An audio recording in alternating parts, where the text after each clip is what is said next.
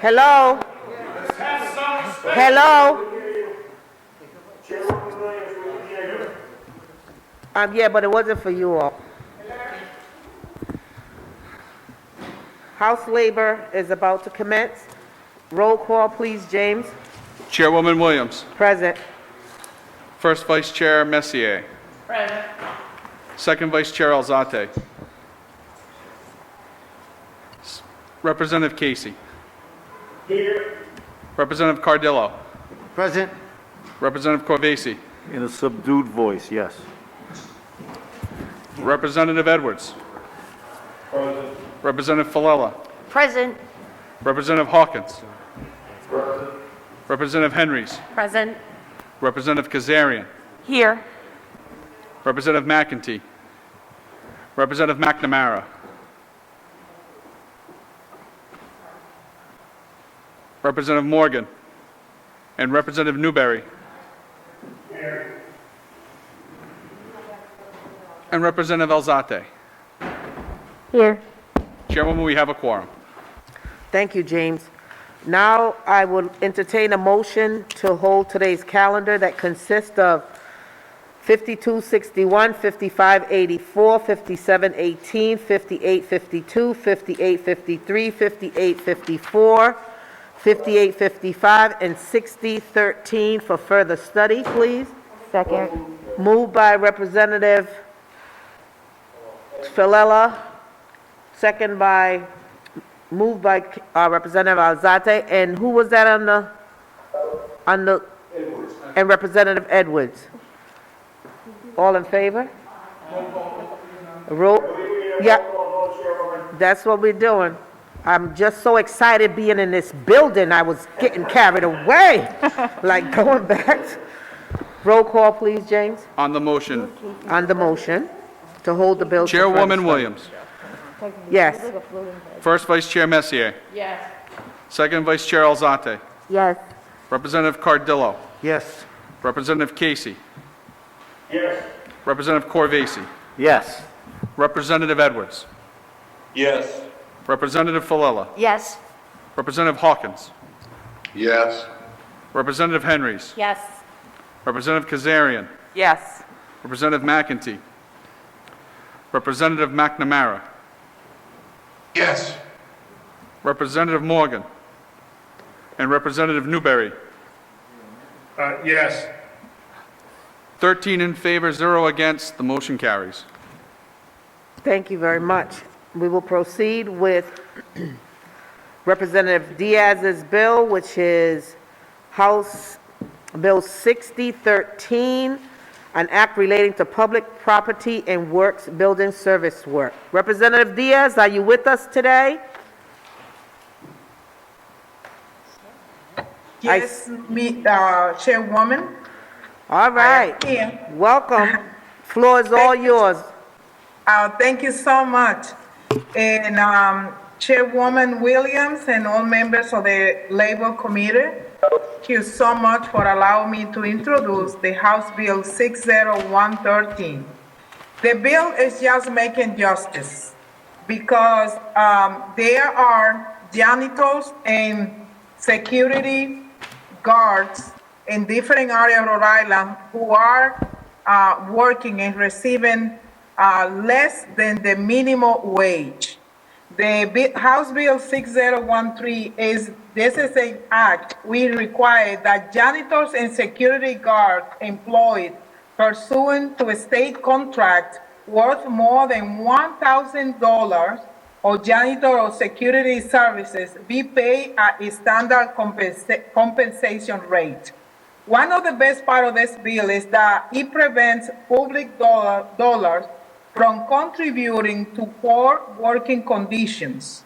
The legislation prevents a race to the bottom in the state contracting, where lowest price competition causes downward pressure on wages and contractors to stay below minimum wage. In this situation, responsible contractors who would like to provide adequate compensation and so retain an experienced and trained workforce lost contract to unscrupulous employers by setting compensation standards. The state will have a workforce that is able to gain experience and therefore superior services without disrupting turnover rates. Furthermore, the state has a responsibility to ensure that all working families in Rhode Island have a decent job. Our state government has recognized this when it comes to the public works and other services. It is a time, members of Labor Committee, to help working families who are living below minimum wage. So thank you.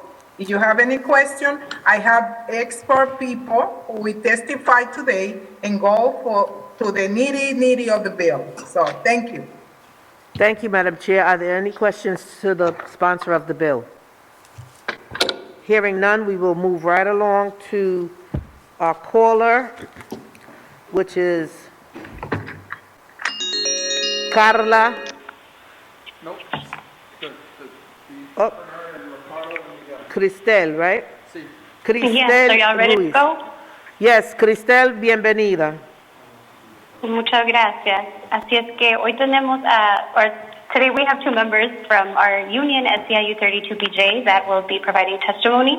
The first is Ricardo, and I'm going to go ahead and pass the microphone to him. Adelante, Ricardo, a compartir su testimonio. Bienvenido, Sí, Ricardo, bienvenido. Muchas gracias, muchas gracias. Bueno, buenas noches. Me alegra estar aquí hablando sobre la importancia de mejorar los salarios y los estándares para trabajadores como yo. Yo trabajo en un edificio público en Providence y trabajo con mi hermano Miguel, quien también posteriormente a mí hablará. Llevo 2 años en mi trabajo. Well, I'm glad to be here today. Good evening, speaking on the importance of improving wages and standards for workers like myself. My name is Ricardo de la Cruz, and I'm a janitor at the Providence Federal Court, just like my brother Miguel, who will also be speaking and providing testimony today. I've been at my job for 2 years. Antes de venir a Rhode Island, yo vine de la República Dominicana. Yo era maestro de computadora, informática. No podría conseguir este tipo de trabajo aquí, ya que necesito hablar perfectamente el inglés. Así como trabajo de limpieza, es un trabajo diferente al que yo hacía antes, que era maestro, pero es un trabajo bueno el que tengo ahora y me enorgullece llamarme trabajador esencial. So before I came to Rhode Island, I lived in the Dominican Republic where I was a computer teacher, and I couldn't get that kind of work here without speaking English perfectly, so I now work as a janitor. It is different than what I did before, but it is good and it is honest work, and I'm proud to call myself an essential worker, even though it's been scary to risk catching COVID and bringing it home to my wife and 12-year-old son. Tengo un poquito de miedo con la cuestión del COVID para contraerlo y llevarlo a mi casa donde está mi esposa y mi hijo de 12 años. El problema de mi trabajo es el salario, ya que trabajo tiempo completo, pero no gano lo suficiente para darle a mi familia una vida que se merece, una mejor vida. What I do mind is working full-time, yet not making enough money to give my family the life they deserve, and not having enough time off to be able to spend with them. También no tengo tiempo para estar con ellos, no tengo tiempo libre. Ha pasado varios años, tengo 3 años, que no regreso a mi país de origen, y cuando lo hice por última vez tuve que irme sin la paga. It's been years since I've been able to take a trip back to my home country. It's been 3 years, actually, and when I did, I had to go without pay for that time that I took. Por un tiempo yo entendí cómo se sentiría tener un mejor salario digno. Al principio de la pandemia recibíamos un incentivo de $5, además de nuestro sueldo, que era por hora. No es rico, este incentivo de ninguna manera, pero sentí que finalmente estaba ganando algo justo, merecido. For a little while, I understood what it would feel like to make a living wage. Earlier in the pandemic, we were getting $5 on top of our regular hourly wage. And this didn't make us rich by any means, but it felt like I was finally making enough, like I was making a just and more livable wage. Necesito ese salario con regularidad, no solo por unos meses, sino definitivo para poder darle a mi hijo una mejor vida. Le pido que me ayuden a hacer que eso suceda y aprueben este proyecto de ley. Muchísimas gracias y feliz noche. I need that wage regularly, not just for a few months, so that I can give my son a better life. Please help me to make this possible, to make this happen by passing this bill today. Thank you so much and good evening. Are there any questions to this witness? Muchas gracias, Ricardo, y pase buena noche también. Igualmente, gracias. Next, we will have Miguel de la Cruz. Bienvenido, Miguel. Buenas noches, ¿cómo está? Estamos bien, gracias a Dios. Qué bueno, me alegro. Gracias por darme la oportunidad de compartir esta historia hoy. Mi nombre es Miguel y soy un limpiador contratado en un edificio público residente de Providence. En inmigrante de la República Dominicana, estoy aquí para decir que necesitamos elevar los estándares para trabajadores como yo. So, hi everyone, thank you so much for the opportunity to be here and to speak with you all. Good evening. I'm very happy to be able to be sharing my story today. My name is Miguel de la Cruz, and I'm a contracted janitor at the Providence Federal Court. I'm a resident of Providence and an immigrant from the Dominican Republic. I'm here to say that we need to raise standards for workers like me and our families. Desde que llegué a este país en el 2004, nunca he dejado de trabajar. Durante los últimos 4 años he limpiado en el mismo edificio. Me gusta el trabajo. Estoy orgulloso de hacer mi parte para mantener el edificio limpio. Y salvo al COVID-19, me llevo bien con mi jefe. Mi único problema es solo que gano $11.50 la hora y he tenido que luchar por este salario. Since coming to this country in 2004, I have never stopped working. For the last 4 years, I have cleaned the Providence Federal Court, and I like the work. I'm proud to be doing my part to keep this building clean and safe from COVID-19. I get along well with my boss. The only problem with my job is that I only make $11.50 an hour, and I've had to fight for this wage. $11.50 simplemente no es suficiente para cubrir mis gastos. Recientemente volvieron a aumentar mi renta de mi casa. Se siente como si estuviera subiendo la renta. También apoyo a mis padres que ya no pueden trabajar, dependen de mí. So $11.50 simply isn't enough to keep up with my expenses. They recently raised my rent again, and it feels like they're always raising the rent. I also help support my parents who are no longer able to work, and they depend on us.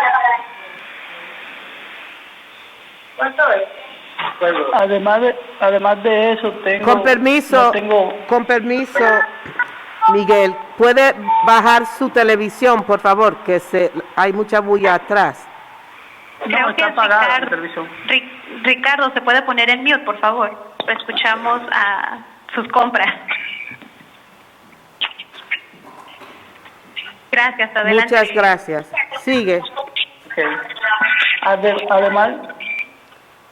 Además, no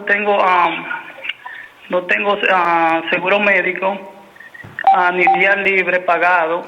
Antes de la pandemia, muchos de nosotros veníamos trabajando enfermos para que nos pagaran la hora. Simplemente perdemos el pago que necesitamos. Tuve que hacer un trabajo en el dentista. Ahora debo $3,000. No puedo ir al doctor igualmente para mantener mi salud. Esto se suma al miembro del coronavirus, contra el coronavirus. En el trabajo no es justo. Los trabajadores como yo merecemos tiempos para descansar y cuidar nuestra salud. Gracias de nuevo por escuchar y espero que mis palabras le hayan convencido de que necesitamos mejorar el estándares para los trabajadores esenciales en Rhode Island hoy. So on top of that, I don't have health care or paid days off. And before the pandemic, a lot of us came to work sick in order to get paid. And now we just lose pay that we need. I had to get some work done at the dentist, and now I owe $3,000. I can't go to the doctor as much as I should to make sure that I'm healthy. This is on top of being afraid of catching COVID-19 while I'm at work, and it isn't right. Workers like me need and deserve time to take care of ourselves and our health care. I thank you again for listening, and I hope my words have convinced you that we need to improve standards for essential workers in Rhode Island today. Thank you. Thank you very much. Are there any questions to the witness? Hearing none, thank you. Muchas gracias, Miguel, y que pase buena noche. Gracias, igual para ustedes también. Gracias por oírnos. Gracias. Thank you again. Thank you so much for hearing us out. Okay, thank you for your testimony. Next, we will have Carla Walter.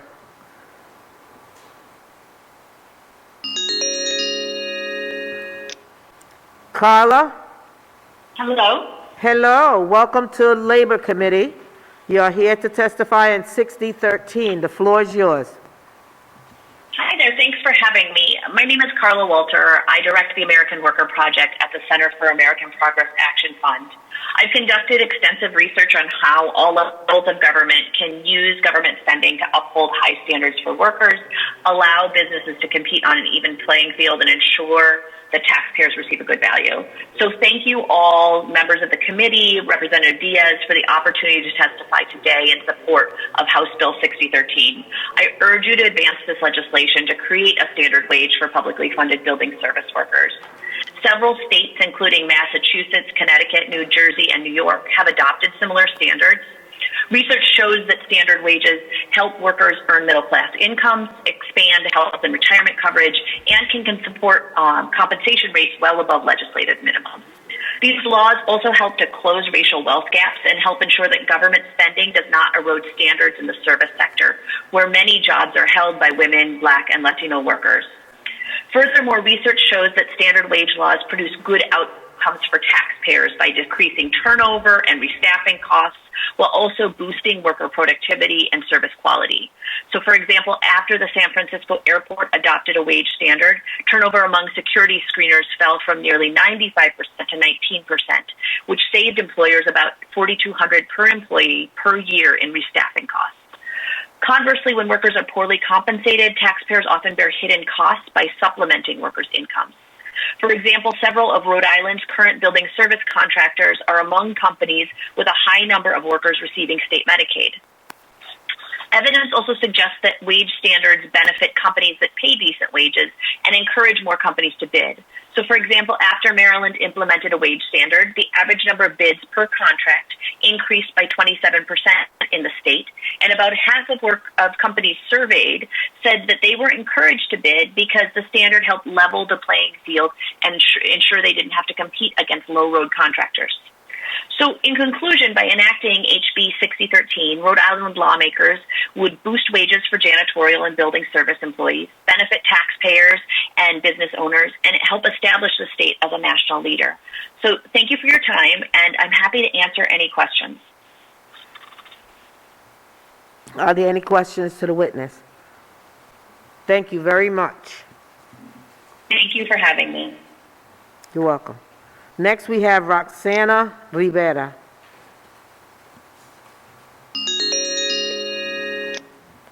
Roxanna, Yes. welcome. You're at Labor Committee, testifying on 6013. Thank you. Thank you, Chair Williams. First Vice Chair Macier and Second Vice Chair Alzate and members of the House Labor Committee.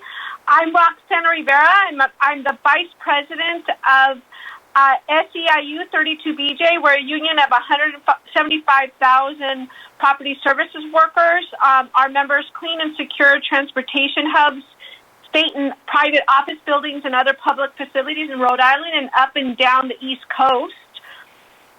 When state contracts ensure that janitors and security officers have family-sustaining jobs with fair wages and affordable health care, Rhode Islanders really benefit from high-quality services provided by experienced workers. Services become substandard when the bidding process incentivizes vendors to cut corners in a race to the bottom, leading to high employee turnover. Many states, including Massachusetts, recognizing this, level the playing field by including wage and benefit standards for bids. Studies by the Center for American Progress and the National Employment Law Project show that these policies reduce restaffing costs, it raises productivity, and it helps avoid the hidden costs of poverty wages on state health and human service programs. A 2019 state report to this legislature identified several current building service vendors as being among the employers with the most employees on Rhode Island Medicaid at an average annual cost to the public of over $7,000 per employee. Public wage standards are also essential to economic stability. These essential workers, mostly working through the pandemic, supporting the working families and communities who have been hardest hit by the pandemic. Supporting these workers means supporting Rhode Island's full recovery from COVID-19. By adopting a wage and benefit standard for contracted building service work, Rhode Island can do the right thing for working families, improve service quality, ensure fiscal responsibility. I urge you to vote yes to advance this bill into Rhode Island state law. Thank you. Thank you, Roxana. Any questions to this witness? Hearing none. Thank you. Hearing none, we go on to Neil Condon. Good evening, Neil. Good evening. Good evening. Welcome to the Labor Committee. Thank you for having me. Proceed. Good evening, everybody. My name is Neil Condon. I'm a security officer with G4S Secure Solutions in Central Falls. Before that, I worked as a security guard at TF Green Airport. I'm here today in support of my fellow security officers and cleaners, urging you to improve standards and wages for all of us.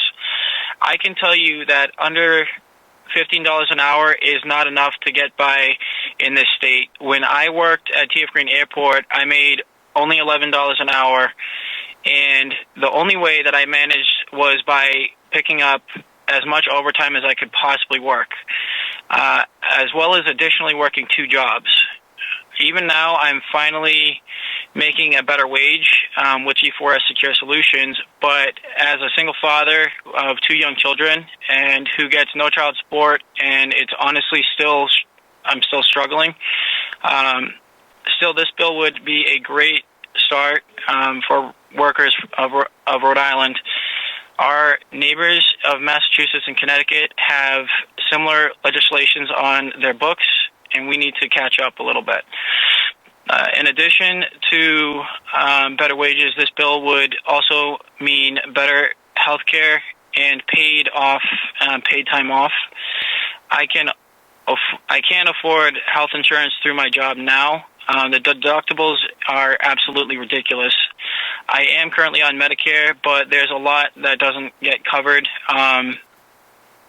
And there was a time that I didn't have health care at all. And as a type 1 juvenile diabetic, the cost of insulin that I need to be able to keep my body going was way too expensive and unaffordable.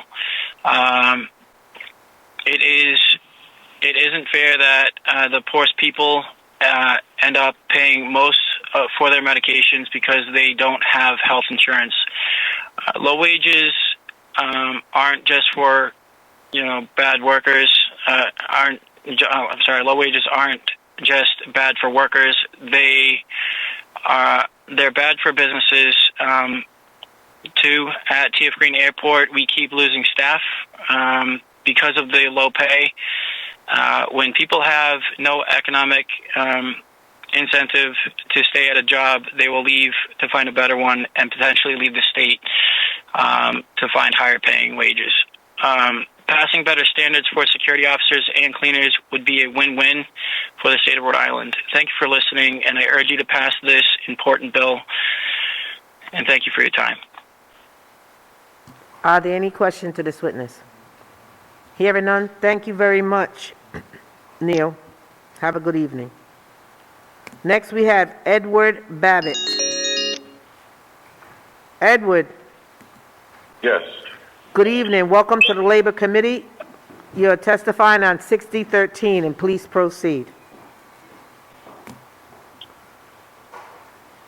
Edward, Okay. please Yes, proceed. hello. Please proceed. Okay, I'm not sure quite what I'm supposed to say. Hello, my name is Edward. I've been a security guard for 20 plus years, and I'm speaking on behalf of some of my coworkers, and just saying that we all need better wages and equal pay. I'm not quite sure what to say. I'm sorry. That was good. Appreciate it. Yeah. Any questions to Edward? Hearing none? Thank you. No questions right now. No, no, there's no questions, but we thank you for your testimony. Have a good evening. Okay. Thank you very much. Thank you. Have a good day. Yep. That concludes the hearing on 6013, and we'll be moving right along to Representative Morales.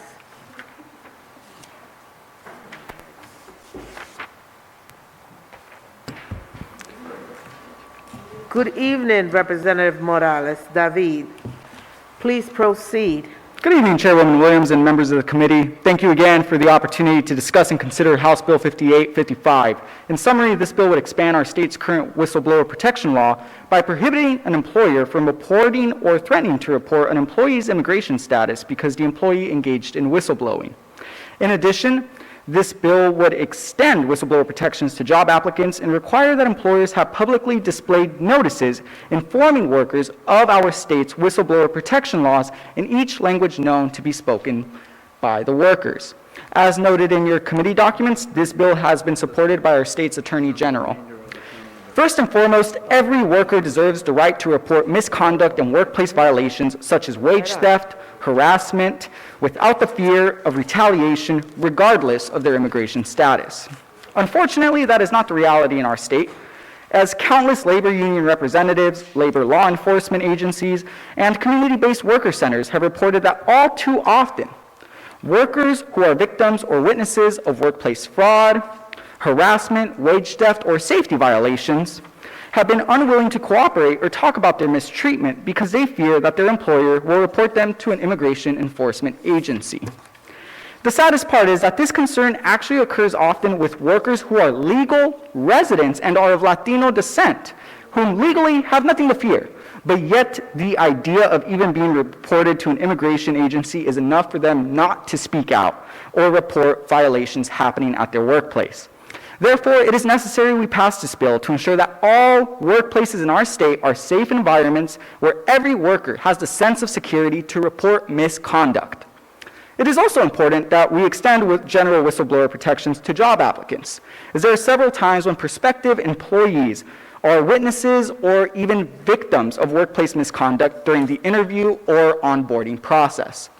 Given that our current law does not protect these prospective employees, they are left vulnerable if they are ever victims of sexual harassment or witness unsafe working conditions.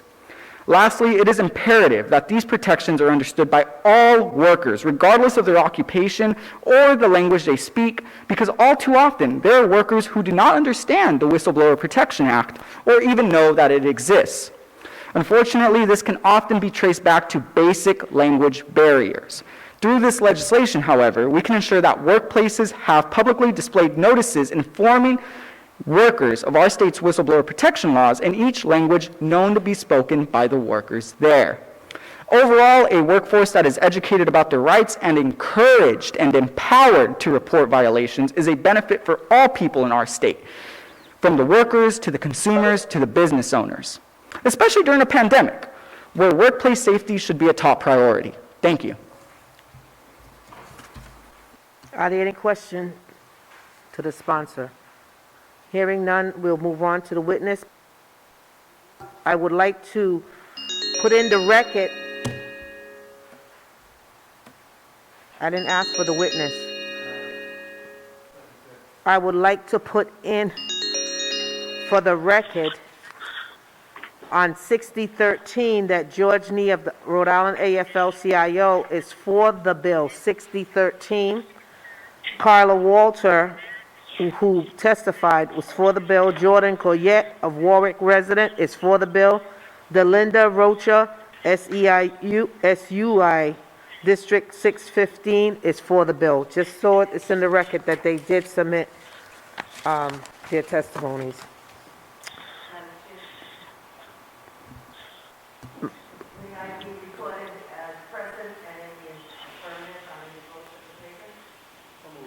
So moved. You're welcome.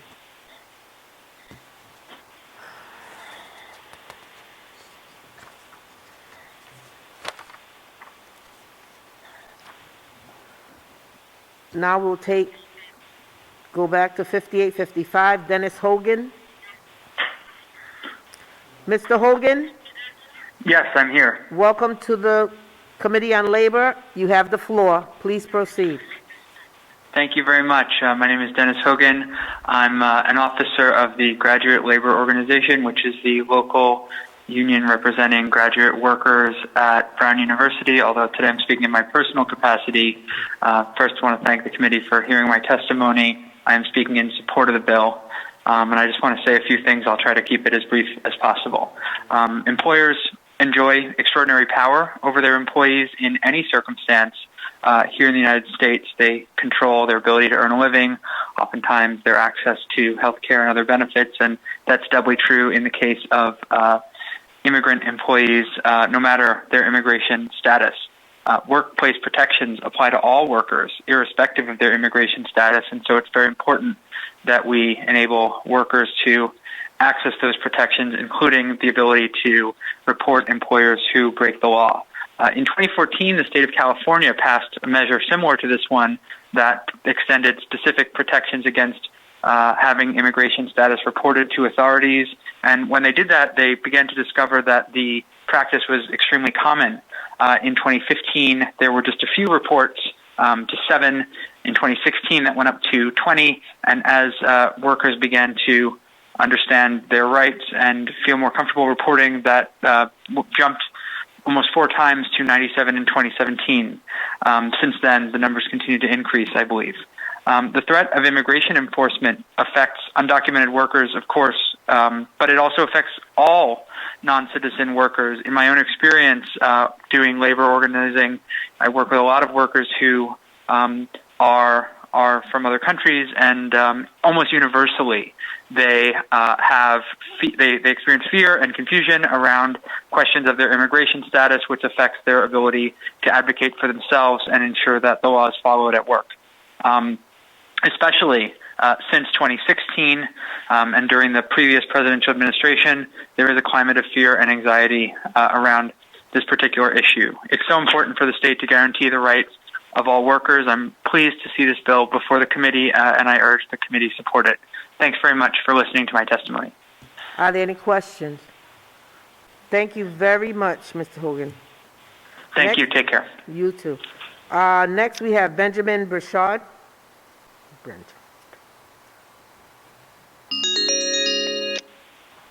Benjamin. Yes, Chairwoman Williams, how are you? Good evening, good evening. You have the floor. Thank you, Chairwoman Williams and members of the committee. My name is Ben Branchard. I represent Carpenters Local Union 330 here in Rhode Island. I've submitted written testimony, but I'd like to make a couple of additional points about 5855. Our staff here at the union talks to unrepresented construction workers on their job sites every day. It's what we've always done. When we talk to a worker that's been or is being blatantly exploited by their employer, whether it's through outright wage theft or some other type of check cashing scheme that costs the employee, or misclassifying workers as subcontractors when they're not, we work to correct the situation and try to make the worker whole. Usually this means working with them to compile evidence and bring a case to the Attorney General or the Department of Labor for litigation and investigation. Those workers who participate in those investigations are protected by the Rhode Island Whistleblower Protection Act, as in they can't be fired or demoted in direct retaliation for participating in that investigation. We also have a tendency to try to bring those exploited workers into the union and provide them with gainful employment going forward. Between the current Whistleblower Act and the prospect of another better paying job, that's usually enough to dull fears that the worker has about following through with investigations or litigation surrounding their case. Until more recently, and I say more recently as in a few decades, the prevailing fear now is not so much that the worker will be fired or demoted in retaliation for reporting wage theft or other crimes. It's that their employer will dime them off to an immigration law enforcement agency in retaliation. This fear exists amongst immigrant workers because it happens, and it happens far too often across New England. And these, like Representative Morales said, these retaliatory tip-offs to immigration agencies aren't always based on any real knowledge that the worker is even undocumented. In a lot of cases, it's based solely on the fact that the worker is of Latino descent, and that alone. Even immigrant workers who are working in the United States under completely legal auspices are rightfully afraid of being needlessly tangled up in an ICE investigation. You can't blame them for that. So what this fear is creating is a situation that we can't fix the way we used to, with promises of protection under the Whistleblower Act or gainful employment in the union. These people are afraid of losing their homes and the country they're in and their family. It's a whole different breed of exploitation and threatening behavior by employers that we need to address before the narrative that immigrant workers can do nothing to advocate for themselves prevails even further. So we're advocating for passage of this bill in full. We would like to thank the representatives who worked to introduce it and Chairwoman Williams and this committee for taking the time tonight. In my written testimony, I've also included 5 or 6 other bills that we're supporting tonight. But that'll conclude my comments. Are there any questions? Thank you very much. Thank you. Have a good evening. Next, we have Lynette Labinger.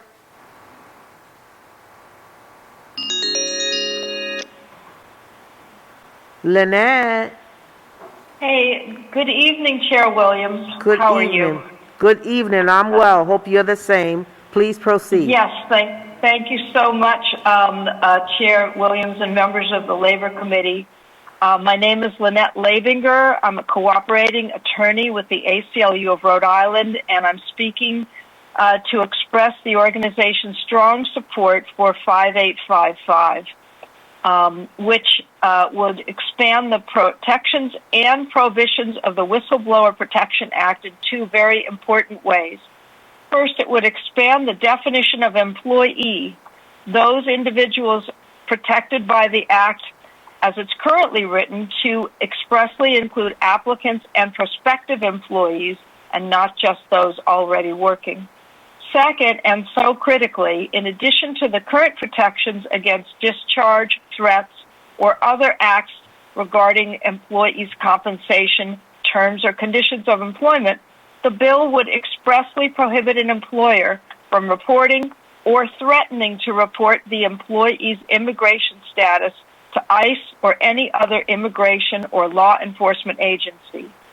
We know that some employers knowingly hire undocumented immigrants and exploit them, such as by ignoring and violating wage and hour laws, occupational safety protections, and the like, by holding the employee's undocumented status or concern about their status over their heads as a threat.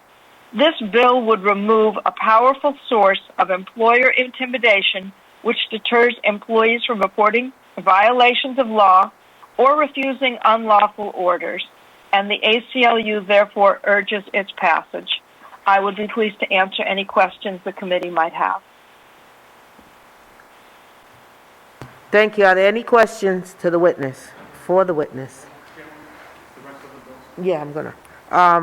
Hearing none for this particular bill, Lynette, I have you here signed up for approximately 4 other bills, and it would be so nice and expeditious if you would testify now while we have you online on the other ones very quickly. I'm happy to do that. Thank you. Proceed. I will next talk about 5854, which the ACLU also supports. 5854 would expand the definition of employee in Rhode Island's Fair Employment Practices Act to expand the scope of protected persons to reflect today's reality, that an increasing number of today's employer-employee relationships are not captured by the conventional employment relationship, where many individuals performing employment type duties now are increasingly performed by paid or unpaid interns, apprentices, volunteers, contract employees, and individuals working full or part-time in the gig economy or remotely. Not only should these individuals have the same protections as traditional employees under the Fair Employment Practices Act, but right now they often have far less bargaining power and may even be more vulnerable to discrimination than the traditional employee. The ACLU of Rhode Island therefore supports this revised definition. It would bring the Fair Employment Practices Act on line with the Whistleblower Protection Act, which I just spoke about, where it is clear that employee includes independent contractors. The other thing that 5854 would do would be to expand the reach of the Fair Employment Practices Act to employers with 1 or more employees instead of the current threshold of 4 or more employees.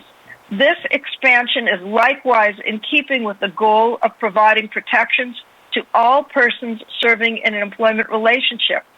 The current restriction to companies with 4 or more employees means that those likely to be in the least structured and most vulnerable relationship from the standpoint of the employee and in the smallest business from the standpoint of the employer are foreclosed from access to the least expensive and most confidential investigative process, which is the Human Rights Commission.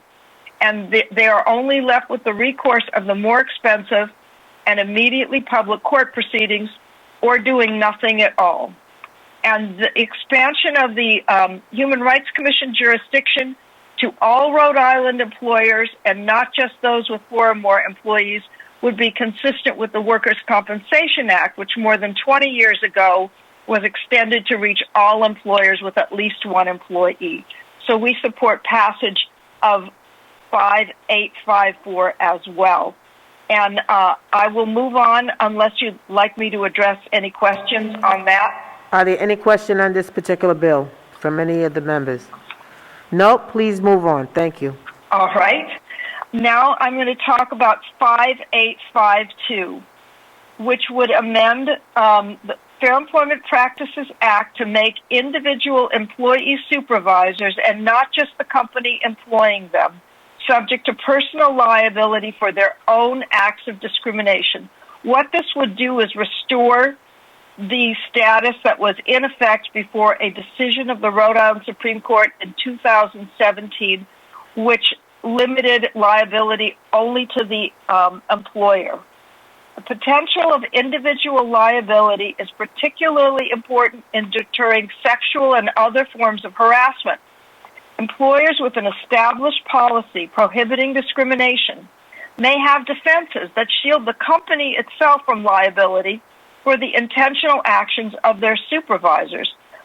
But these defenses would not be available to the individual actors if they were subject to the law. The Mancini decision has protected them. By correcting the significant gap in remedies, this bill would ensure that such misconduct does not go unpunished, and the ACLU therefore urges passage of 5852. And if there are any questions, Any if questions? not, I will move on. Any questions? Thank you. Okay. Well, hold on. We have Representative Corvese. One simple question, which as a lawyer, I just want to make sure. Since I am not a lawyer, I want to make sure. These are all prospective, correct? None of these bills that you discussed this evening are retrospective. I believe they all take effect on passage, and the one I'm going to speak about last, 5261, I believe, may have a later date as well. Thank you. So, Okay, please proceed with the next bill. Thank you. okay, the next one is actually two that appear to be identical, 5718 and 5853. Correct. Which would each amend the Fair Employment Practices Act to prohibit an employer from requiring, as a condition of employment, that the individual enter a non-disclosure or non-disparage agreement. The ACLU of Rhode Island strongly supports this prohibition, as it represents an important step in addressing attempts by employers to stifle the rights of victims of discrimination to speak out about misconduct in the workplace. Too often, mandatory use of these agreements has shielded employers from scrutiny for what it later turns out are widespread practices of harassment or discrimination. These agreements should be rejected as a matter of public policy, and the ACLU supports passage of both of these bills. If there are no questions, I'll move on to my last one. If there's no question, are you moving on to the identical bill? No, I thought I was addressing both of those. Okay, proceed. Chairwoman, I do Hold have on, there's a question by Representative Yeah. Newberry. Please proceed. Yep. Sorry, my video is off. It's a very brief question. I think we heard this bill, if not last year, because COVID, the year before. I support the idea of not allowing these types of agreements when they affect things like sexual misconduct allegations and so forth. And I haven't had a chance to really review the bill, but I want to make sure we're not banning all types of non-disclosure. There's a lot of non-disclosure agreements that are important for trade secrets, things like that. So I support the intent of what this is intending to do, but we want to make sure companies can bind their employees not to reveal company secrets and all those kinds of things, if you see my point. I don't know if the witness can address that, or probably has read the bill more closely than I have, but we need to be careful about that. I want to pull it up just to make sure that I'm not misstating what I understand to be the case. Okay. I'm just taking a look at it. Non-disparagement agreement means an agreement which restricts an individual from taking any action about speaking publicly on information that negatively impacts the reputation, products, services, or management of a company. And the language that's prohibited is one that requires alleged violations of civil rights remain confidential, or an alleged violation of civil rights or alleged unlawful conduct. It's narrow. It does not refer to any confidentiality agreement, but ones that relate to those categories. And all too often, those categories are alleged, but they wind up being hidden as part of a condition of a settlement. Representative. No, I agree. And the second paragraph is pretty narrowly drafted. The second change paragraph is pretty narrowly drafted. The first one, on first glance, is a little bit broad. I'm just flagging this to the attention of legal counsel to make sure if we do pass this, which I think conceptually is a good idea, that we don't go overboard. That's all. Thank you, Chairwoman. Thank you. Lynette, you can proceed. Thank you. Thank you. I have my last one, which is House Bill 5261. This is a transformative and long overdue bill which would expand the current state law banning wage discrimination on the basis of sex into a prohibition of wage discrimination based on all protected categories, including gender, race, country of national origin, age, religion, disability, sexual orientation, gender identity, or expression.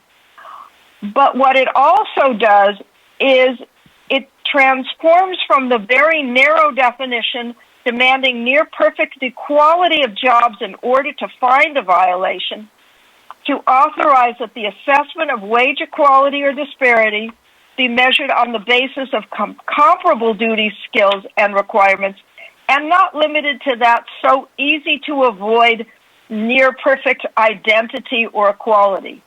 The bill would prohibit reliance on the employee or applicant's past wage history as a basis to pay more or less than a comparable wage to someone else, and would also prohibit the employer from penalizing employees from sharing salary information. Both of these provisions are critical to overcome both the lack of information sharing that often keeps underpaid employees in the dark and the reliance on past wage history, which often perpetuates discrimination to justify pay differentials. The bill provides for enforcement both by the Department of Labor and Training or by direct court action. To have the two options is critical because it enables individuals who believe that they've been the victim of discrimination to have the option to vindicate their claim directly in court or to elect to obtain the assistance and resources of the Department of Labor and Training to prosecute that claim. And that concludes my testimony on all bills, and I'm happy to answer any other questions. Are there any questions to this bill from anyone of the members? Thank you very much, Lynette. Hearing none, we will proceed to the next person. Have a good evening. Erin Papa?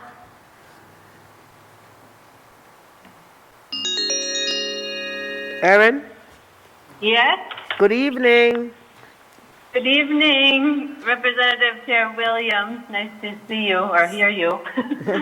And members of the committee. My name is Erin Papa. I am a resident of Providence, an educator, and I work alongside immigrants and refugees in our community, both with the Olneyville Neighborhood Association and Women's Refugee Care, and I direct the Coalition for a Multilingual Rhode Island. I'm here speaking in support of House Bill 5855. I mention all of those things because I think there's just a lot of overlap in what I do around languages and working with immigrants on a number of different issues. And I've heard so many stories of community members who do not speak out about discrimination and unjust working conditions for fear of retaliation or deportation.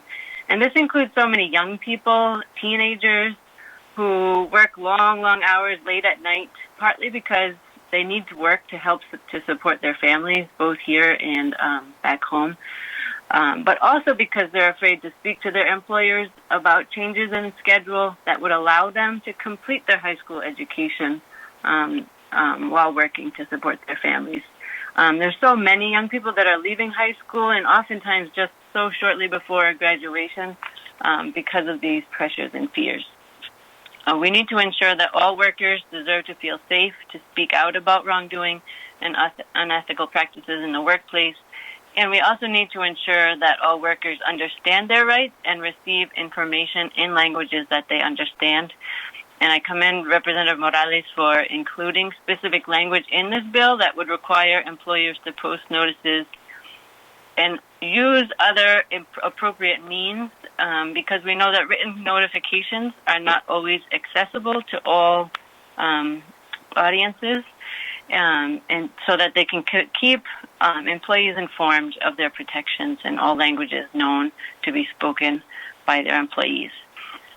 So that is my testimony, and thank you for your time and support. Are there any questions to this witness? Hearing none, that concludes the hearing on 5855. But for the record, I would like to also enter that Benjamin Blanchard, Carpenters Union Local 330, is for the bill. K. Dana Brown, West Kingstown resident, is for the bill. Jordan Goyette, who testified from Warwick, for the bill. Adam Gutta, Rhode Island Working Families, for the bill. Stephen Brown, ACLU, for the bill. Thank you.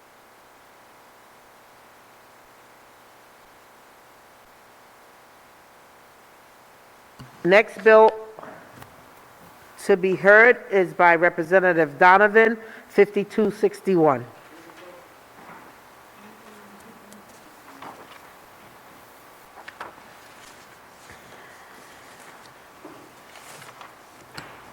Welcome, Representative Donovan. Thank you, Chairwoman Williams and members of the committee, for hearing testimony on 5261, a bill that is important for so many of our constituents here in Rhode Island. A week from today, March 24th, is Equal Pay Day, the day that symbolizes how far into the year women must work to earn what men earned in the previous year. This date is even farther out for women of color and other protected classes. But no matter what race or ethnicity, education level, or number of years experience, women today make at least 18% less than their male counterparts. Even women with master's degrees and doctorates are paid less than men with the same education. So why does the wage gap exist when we have laws like the Equal Pay Act of 1963? Because many courts have interpreted the law broadly, creating legal loopholes where employers can justify almost any reason to pay people with similar jobs differently without much scrutiny from the courts. The Fair Pay Act will update and strengthen the Equal Pay Act of 1963 and provide additional protections against pay discrimination. This bill will prevent employers from relying on a person's salary history to set pay when hiring. It would require employers to disclose salary ranges for open positions when asked. And most importantly, it clarifies reasons why an employer can pay an employee differently than someone else doing a substantially similar job. This bill incentivizes employers to regularly review their pay practices so that they can root out unconscious bias in pay. Passing this law would put gender-based wage discrimination on an equal footing with discrimination based on race or ethnicity and help to narrow the gender wage gap. It's been argued that complying with the new fair pay law would be too costly for employers, that it would open the floodgates to costly lawsuits where the biggest winners would be the litigators. Others will argue that the equal pay law as it exists is enough. It's been shown time and again that it is not. When we pass the Fair Pay Act here in Rhode Island, we will be joining states like Colorado, Illinois, New York, New Jersey, and Washington that use the word substantially similar in their fair pay legislation to make it clear that workers need to be paid equally for work even if every detail is not the same. Those states that have passed legislation using the phrase comparable work, like our bill does, are Maryland, Massachusetts, Idaho, Maine, North Dakota, Oklahoma, South Dakota, West Virginia, Oregon, Kentucky, and Tennessee. Let's add our state to the list of states that have passed fair pay legislation. If we are really serious about economic equality for women and people of color, if we are serious about supporting hardworking families and lifting more people out of poverty, It's far past time we address the practices that perpetuate the wage gap. Thank you for allowing me to take so much of your time, and I will attempt to answer any of your questions. Are there any questions? Representative McEntee. It's more just a comment. It's high time that we pass this bill once and for all. We've heard it, how many years? 3 years? Wow. It's a great bill. I can't even imagine anybody, what rational basis they would give to opposing this at this point, other than discrimination. There is no other basis. So I'm 100% behind you, as you know. Yeah, and every year there's more states. Yeah, and thank you for bringing it again and hanging in there with it. Thank you, Madam Chair. As you know, it's a man's world, but they certainly can't do nothing without a woman or a girl, so, hello. Any other questions? Any other questions? Representative Vice Chair Alzate? One day we'll get this right. Thank you, Representative, for this. Great conversation, as always, when it comes to money. One thing, you mentioned it briefly, but definitely as a woman of color, as a Latina, as first gen, it's more than just saying that white men get paid more than women. We have to also acknowledge the fact that white men make $1 and white women make 79 cents to that dollar, right? Women. But let's talk about Latinas and women of color. Right now we're making about 55 cents to white women making 79 cents and white men making $1. That's about 45% less than white men and about 30% less than white women. So, you know, it's not just about women and men, but when we break it down into different categories like Latinas and women of color, we're also making a lot less than white women. And that's not equal at all at any stage, at any state. So thank you so much for always bringing this to the forefront, having this really great conversation, because it's super important to understand that it's not just about men and women, but when you really look into it, it's about men, women, and then people of color. That's right. So thank you for that. Yeah, and it also adds the protected classes in there, which was important. Are there any other questions or statements? Fellas, you can do a compliment. I know there's several of these listening. Hello. Next, we have Sarah Fields.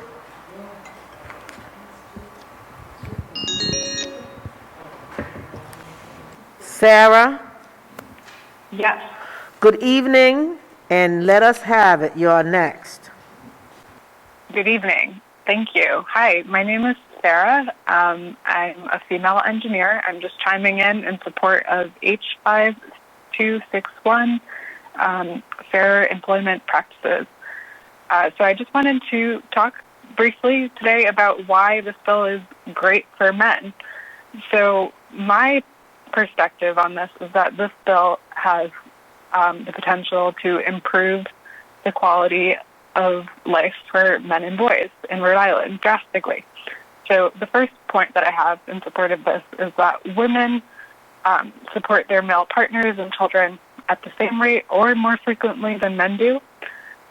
So men today share the burden with women for providing for the household. So if women are paid more or fairly, men will be more secure. My second point is that if companies behave more with a view on performance and more like meritocracies, employees will be happier and have more job stability. So in companies that are most unlike meritocracies, men or women can be promoted for reasons that have little to do with performance, and this can be demoralizing for a lot of employees. And if people are retained and promoted for reasons unrelated to performance, everyone's job is inherently unstable, which leads to a lot of negativity as well. So this can be difficult. So this bill promotes more happier employees.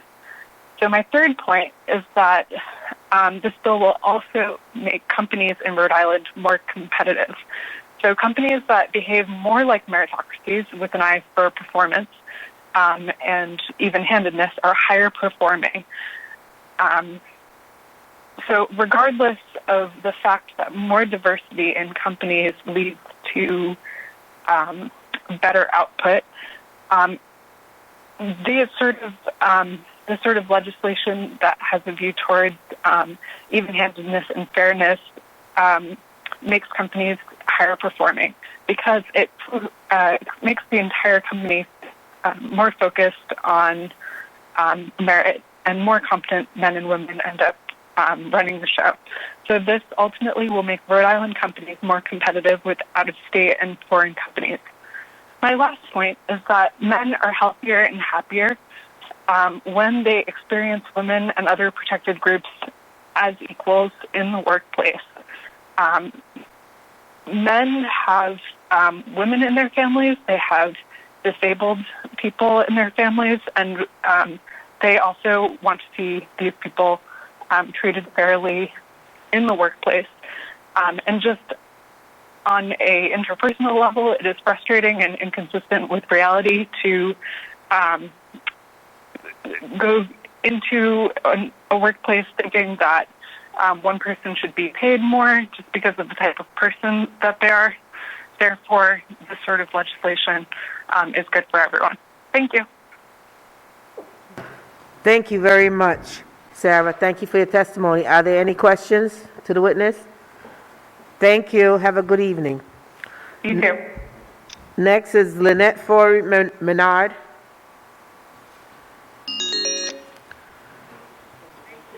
Lynette? Yes, Madam Chair. Good evening. You're up for 5261, and you're also listed to testify in a few other bills. I would ask you if you would be interested in consolidating everything in 3 words. I'm only 3 words? I'm only kidding. But you're listed for, you signed up for other bills. If you would like to speak on all of them with this, in this turn. I'd be happy to, Madam Chair. Thank you. I did think I was in a twilight zone for a moment as I was hearing another Lynette testify. Yeah, listen, I confused the two. I said to James, I said, wait a minute, I'm thinking Miss Menard. And he was like, oh, no, it's not. So good thing. Yeah, so thank you for letting me testify tonight, Madam Chair. I am here tonight. I'll start with 5261, since that's the bill that is currently up for hearing. On behalf of the Northern Rhode Island Chamber of Commerce, we are opposed to this bill as it is written. While we do think the bill is well-meaning, we also believe that it brings with it some unintentional consequences based on the wording of the bill. House 5261 dramatically changes the work world by requiring employers to not only look at equal pay for equal work, but equal pay for comparable work. That change is tremendous, it is big, and it creates a lot of uncertainty in the workplace, and what we believe opens the door to endless litigation. Representative Donovan referenced substantially similar work. That is a different terminology that's used in other states, and I would look very forward to talking to Representative Donovan about that piece and the potential for that. But to go back to the bill as it currently stands before you, I say potential for endless litigation because it's very hard to define what is comparable. For instance, should a law firm pay the same amount to an attorney who specializes in slip and fall as it pays to a business asset contract attorney? They both have the same law degree, similar skills and experiences, but they are different. Is a janitor similar to a housekeeper in a hotel? These are just 2 examples of the myriad that I hear throughout the business community saying, well, if it's comparable, does this mean this? And I don't have the answer. House 5261 also extends the wage payment system to religion, sexual orientation, gender identity, age, and ancestral origin. Some of these descriptions can't be seen by looking at a person. And we strongly believe that questions about these issues belong nowhere in the workplace. There are also sometimes we feel that under this bill, employers could be placed in no-win situations. For instance, if an employer hires a female, age 65, and pays her more than a 41-year-old male because they want more diversity in the workplace, does it trigger a lawsuit based on age discrimination? I think it does. Those are the types of issues that raise concerns. Under the bill, if a wage differential does exist and an employer doesn't have a written seniority system or merit system, then that employer has to prove three things.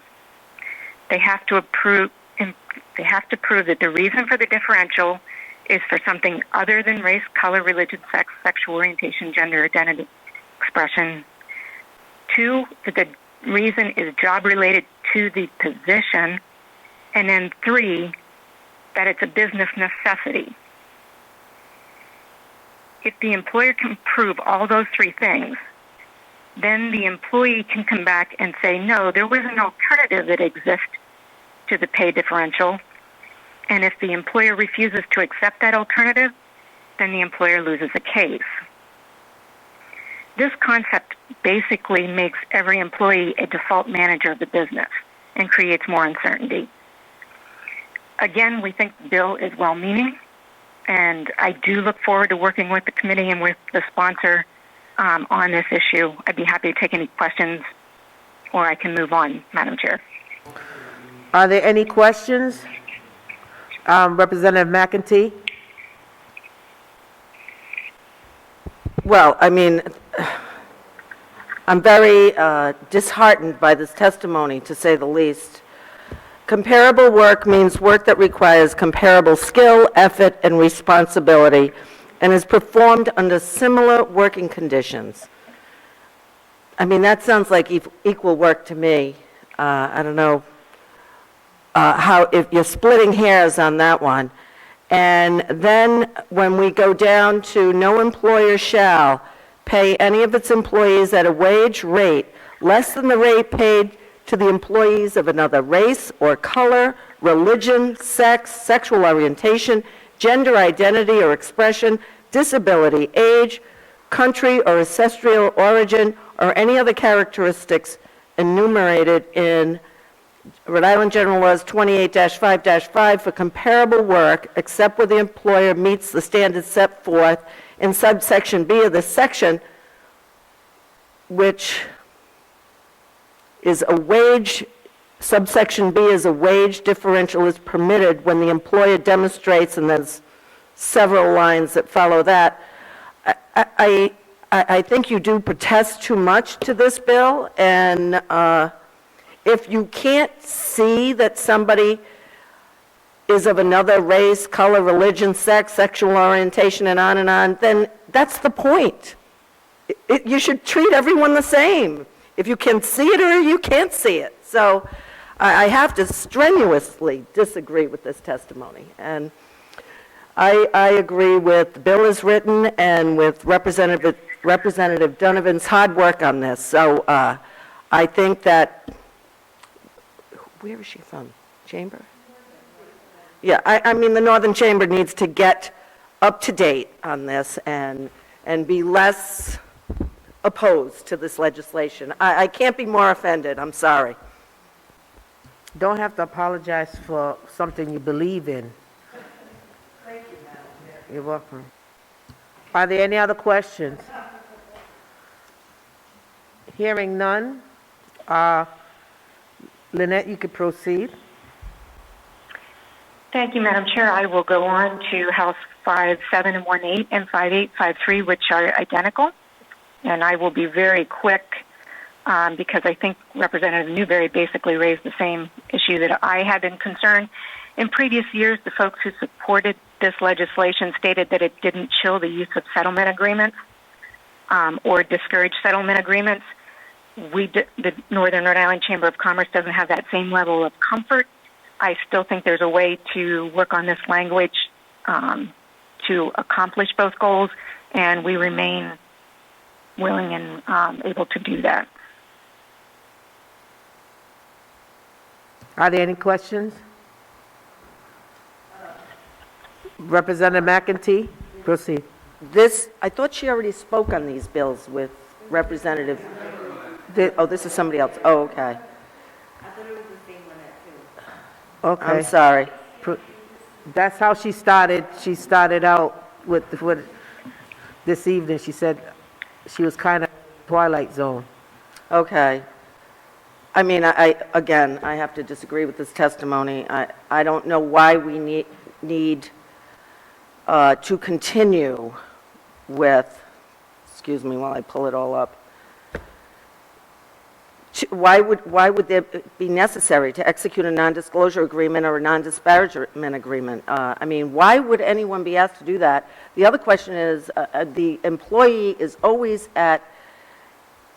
not in the driver's seat of these things, and they're the ones who are going to be hurt by them. And what we're trying to do is, again, make the playing field equal for everyone. I mean, you know, I don't understand why businesses, you know, honestly, I think businesses should be doing this automatically, and we shouldn't even have to tell them to do this. But you have to understand that it's been a culture. I do. A rooted culture, and that's the way it's been. It Oh, worked I know. for them, so now change is upon us, and we have to change their culture. We can do it better. We can do it just as good or even better in many instances, so we have to claim our space, period. Absolutely. No, I agree with you, Chairwoman, and you know, I empathize with all that you fight for, but we're seeing a lot of it tonight, and it blows my mind that this testimony comes out, honestly, that people can't see what is so obvious, and what women fight for, people of color, people of every category that was mentioned in Representative Donovan's bill. So, again, I don't see why people would come out against this, but that's my testimony and my thoughts on this. Any questions or comments? Moving right along. Lynette? Thank you, Madam Chair. Lastly is House 5852, which the Chamber also opposes. This bill holds individuals personally liable for unemployment practices. This change would make it more difficult to hire human resource staff, since these individuals are the most likely the ones that would end up getting sued. One of the other unintended consequences is that it may lead the folks who are in that HR field to have to purchase liability insurance for themselves to cover themselves from lawsuits that arise. Again, as with the other bills, I am happy to work on them with the sponsor, and will yield to any questions, if there are any questions. Are there any questions? I would like to just say, Lynette, as you know and others know, one of the things that I encourage is communication, communication, communication. And by virtue of you offering to sit and work with anyone is a positive effort. So I applaud you for that. And I encourage the sponsors of the bills you testified on to take up your offer so that at least there can be a conversation in addition to the testimony that you provided here this evening. Thank you again. And wait, Representative McEntee, Sorry, please proceed. I'll try to make it brief. Now, this bill and the prior bill all came out of the Sexual Harassment Committee. We took a lot of testimony back then. And, I mean, for her to say that the Human Rights Director, or the Human Services Director would have to get their own insurance, the company, as a lawyer, when somebody sues, they don't just sue the human resource person, they sue the owner, they sue the manager, they sue the mother company. There's a list of people that get sued. So, I mean, I just think that's preposterous that they would have to go out and get their own insurance privately, or they couldn't work in this position, because that just isn't the way it works. The company insures the employees in these higher positions, and there's coverage all along. So, I mean, I just can't disagree more, and maybe there's something I'm not understanding that she's saying, but... You're wound up, huh? You got a I am, Sinead, you got a Sinead coming out there tonight? I might be. And I'm getting hot under this mask, let me tell you. Thank you. Madam Chair, if I might, I would just reiterate, I would love to sit down with anyone and talk to anybody, including Representative McEntee. I welcome it. Thank you. And I appreciate that, I do, and I understand. Thank you. Thank you. Thank you, Madam Chair. Thank you. Have a good evening. You too. Next, moving right along, we have Kelly Nevins.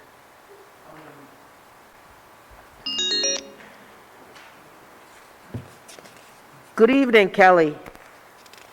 Thank you, Chair Williams and members of the Labor Committee.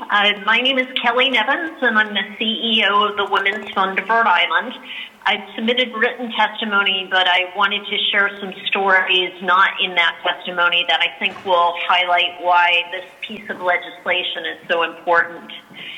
I've had the privilege of teaching over 1,000 women to negotiate their salaries and have their voices be heard where decisions are being made. I teach these workshops and programs because although women make up 51% of our workforce in Rhode Island, only 38% of them are in managerial and professional occupations. When I present the research on the gender and racial wage gaps during those trainings, I invariably have people, and particularly men, who question the reasons for the pay gap.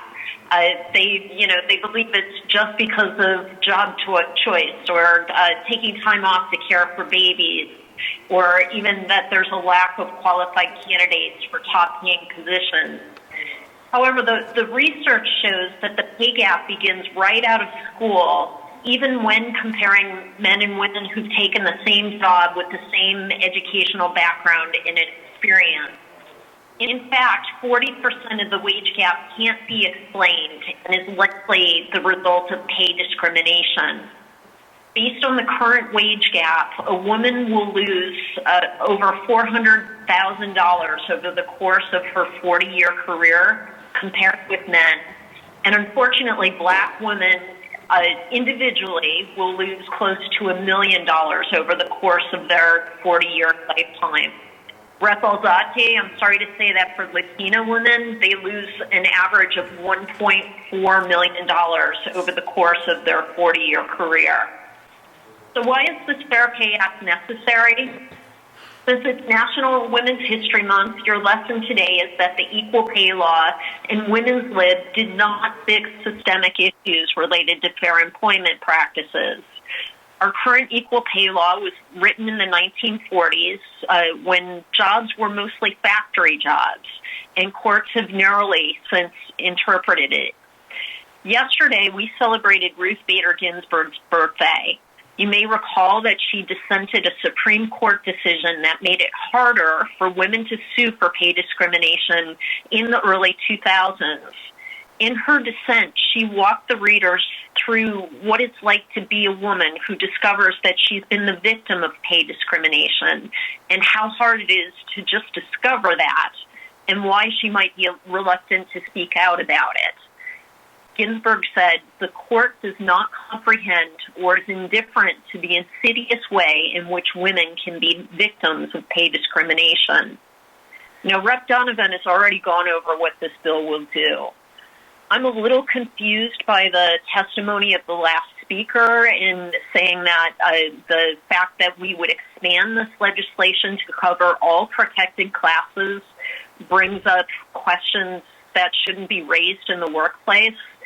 Basically, the protected classes are the same protected classes for other types of discrimination laws on our books. Regarding the standard for equal pay for comparable work, I'll give an example for the committee to understand. I like to use the example of a newspaper sports editor and a newspaper lifestyles editor. Even though these jobs require the same work, the same hours, the same skill set, and the same experience level, the fact that the jobs really just are different in terms of the title and the topic that they're covering means that the courts won't even consider a lawsuit because they're not exactly the same. way that the law reads now. Instead, this bill would spell out the legitimate reasons why an employer might pay someone more or substantially less for similar and comparable jobs. There are opportunities to pay people who do similar jobs differently, but it has to be based on the reasons that are in this particular legislation. 18 states already have similar laws on their books. And I keep getting asked, well, are they having problems with lawsuits? And no, they're not. If employers can show documented reasons why they are paying these people differently, there's not a problem. The pandemic has caused a she-cession in which women, and predominantly women of color, have lost their jobs or had to step back from their career paths. As we move into a post-pandemic world, we have a chance to fix the gender and racial wage gap and ensure that those women who are able to come back to work are being paid what they're worth. We urge the House to pass this legislation as it has been passed in the Senate, as we believe that it will help eliminate pay disparities. Thank you. Thank you. Are there any questions? Thank you, Kelly. Thank you and good night. Good night. David Valise.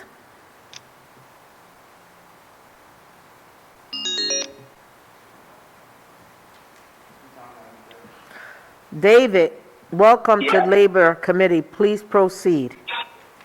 Thank you very much, Chairperson, and thank you to the committee members. My name is David Valise. I'm the director of the Rhode Island Interfaith Coalition to Reduce Poverty and co-chair of the Rhode Island Poor People's Campaign. We strongly support 5261, which would help close the wage gap.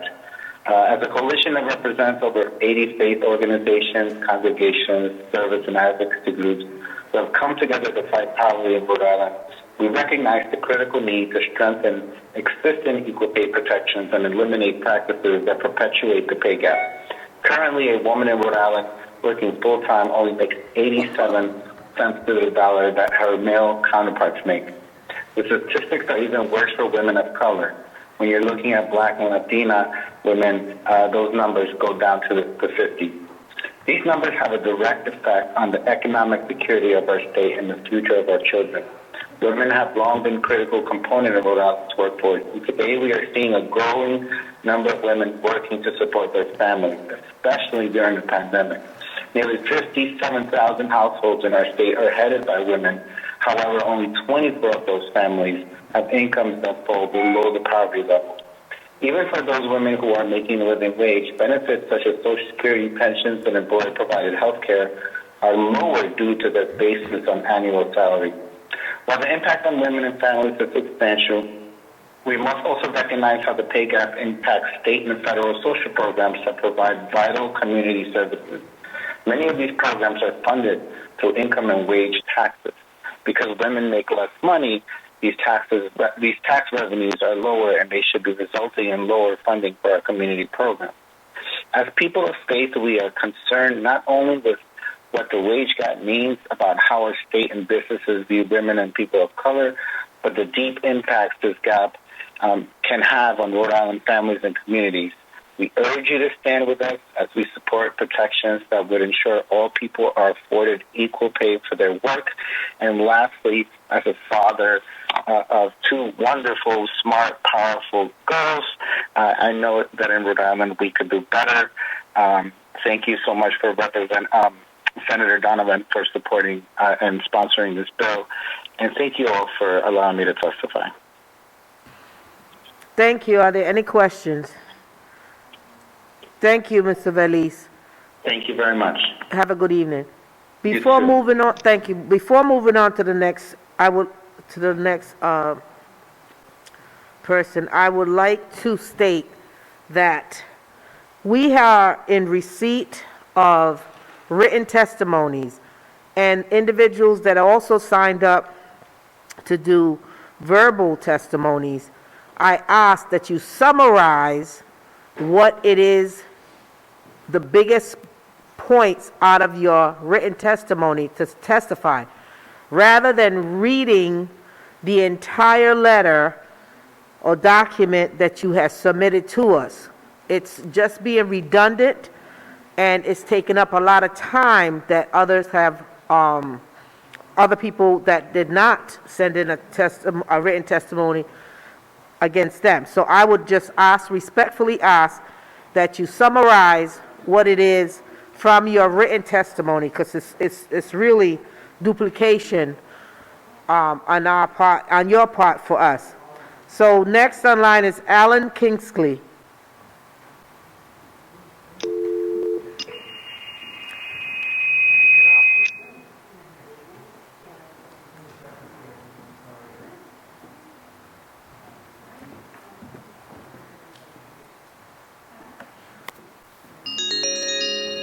Mr. Krinsky?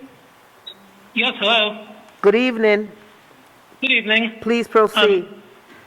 Thank you. Thank you, Madam Chairwoman and members of the House Labor Committee. My name is Alan Krinsky. I'm a senior policy analyst with the Economic Progress Institute. And this bill, submitted by Representative Donovan and co-sponsored by you, Chairwoman Williams, and by Second Vice Chair Alzate, is an important bill for addressing wage discrimination and pay disparities. It takes an old law with a narrow scope and weak enforcement mechanisms and modernizes it to provide protection for many more Rhode Island workers. You have our written testimony with relevant data and charts, including on racial and ethnic disparities and the intersection of race, ethnicity, and sex, noted a few minutes ago by Representative Alzate, so I won't repeat all of that now. What I want to lift up is one issue. HB 5261's focus on comparable pay for comparable work.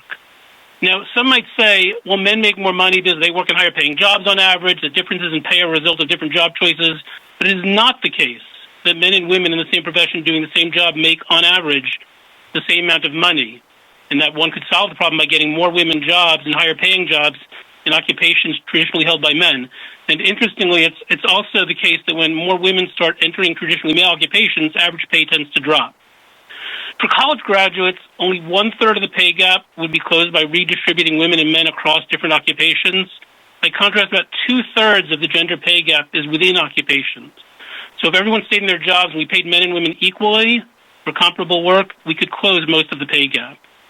So although this bill won't fix all the problems with wage discrimination and pay disparities based on sex, race, ethnicity, and other characteristics, its modernization of Rhode Island statute with a focus on comparable pay for comparable work stands to improve the situation significantly.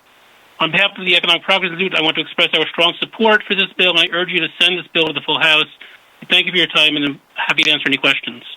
Are there any questions? Thank you very much. Next online is Andrea Johnson. Andrea. Yes. Good evening. Welcome to the Labor Committee, and please proceed. Thank you, Chair. My name is Andrea Johnson, and I am Director of State Policy at the National Women's Law Center. I'm here in support of HB 5261. The Law Center has been working for over 45 years at the federal level and in the states across the country to help implement what are pretty long overdue updates to state equal pay laws that have made these laws really inadequate at stopping pay discrimination. I just want to reassure folks, having looked at legislation in lots of different states, this bill here in Rhode Island includes the same basic common sense steps as laid out in legislation in many of the 19 states that have strengthened their equal pay laws to close similar loopholes in just the last 5 years.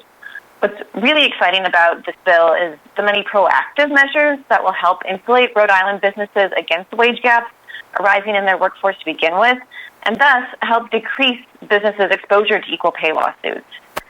14 states have now passed salary history bans, which this bill includes. All of those have passed with bipartisan support, and we have research showing that already these bans are helping to close both racial and gender wage gaps in those states. It's a very exciting and proven measure to close the wage gap.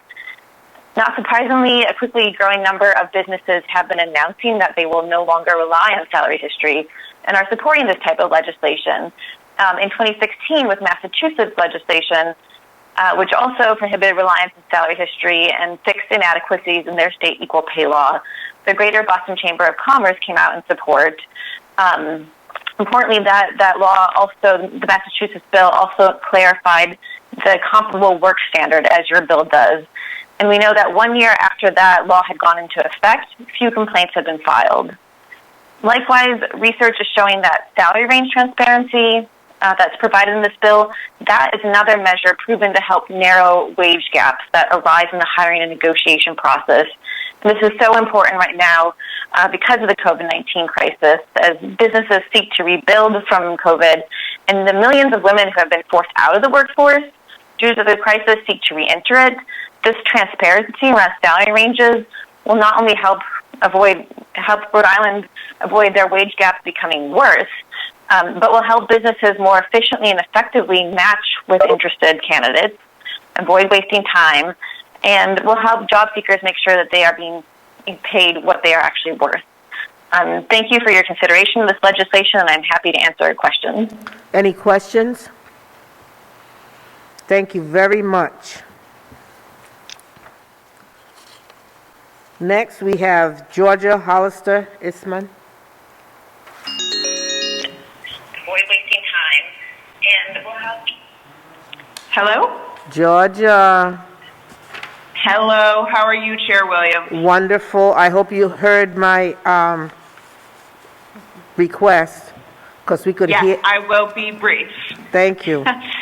My name is Georgia Hollister Eastman. On behalf of the Rhode Island Working Families Party, you also have written testimony from me, so I'll just highlight a few things. One, I just want to emphasize how much money this wage gap means in the lives of regular working people. On average, a Rhode Island family with a female wage earner is losing about $9,000.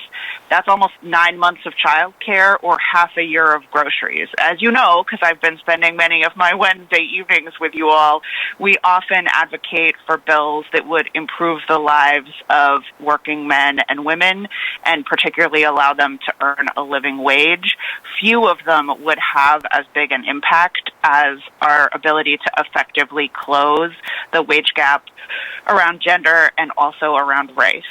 I just also want to emphasize that we expect the wage gap in Rhode Island has been very slowly getting better over the years and decades, although if we stayed on the trajectory we're on now, it would take us 100 years to get to parity, so we need to do something.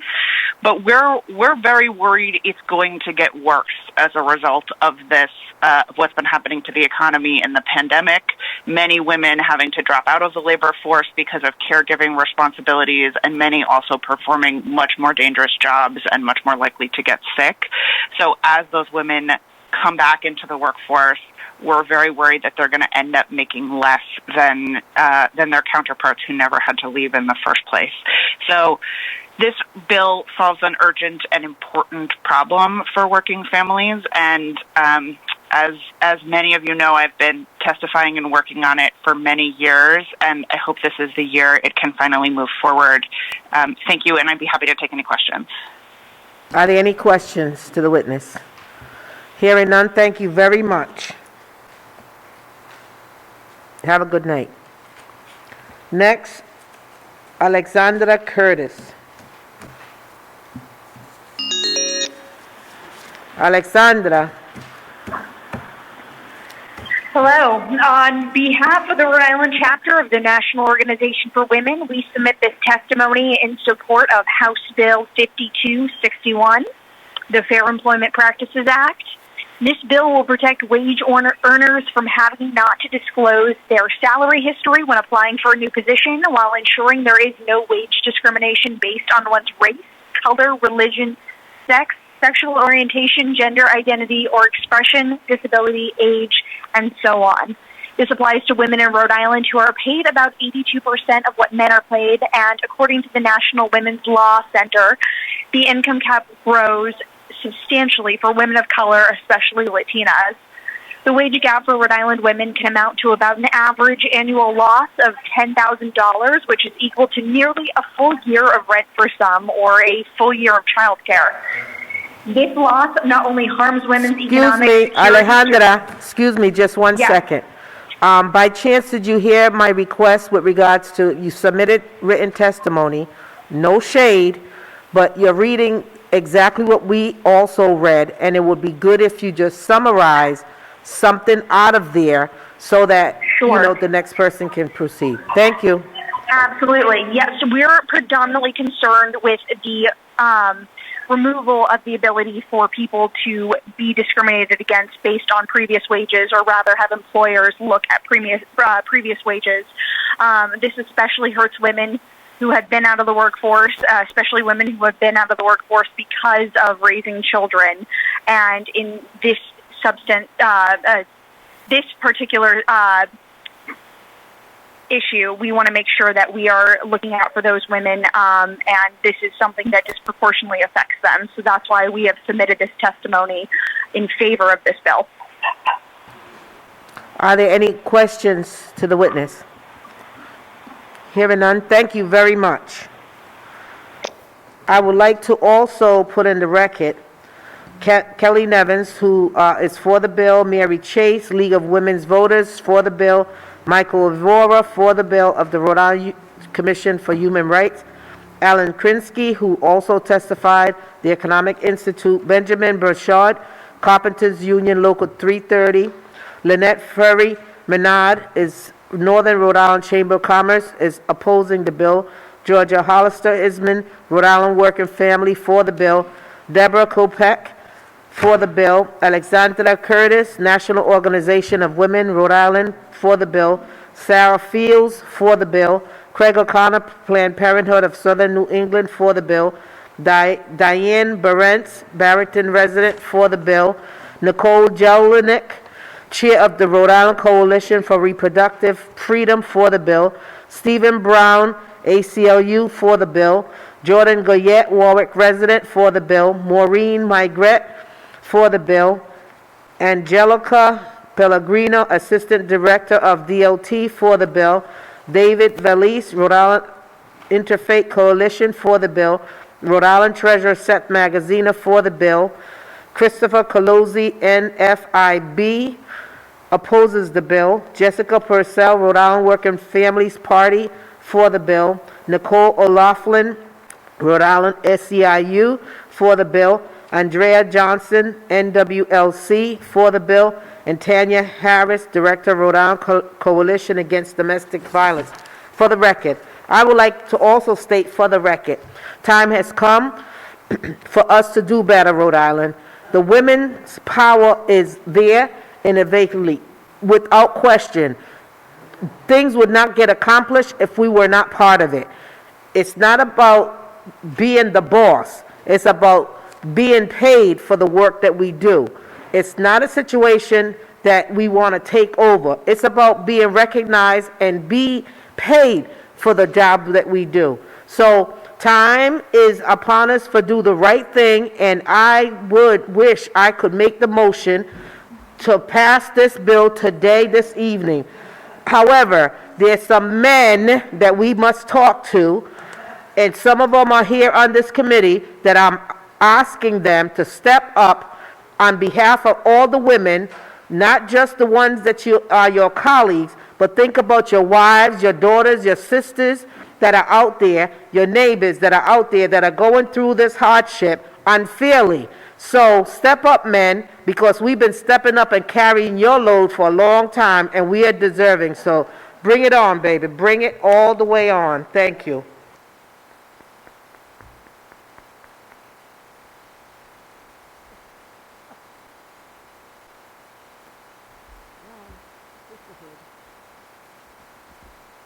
Nope, you're good. Next, that concludes the hearing on 5261 for the record. Now, we're moving on to Representative Perez's bill 5584, and that is an act relating to labor and labor relation, unlawful employment practices. Mr. Michael Evora.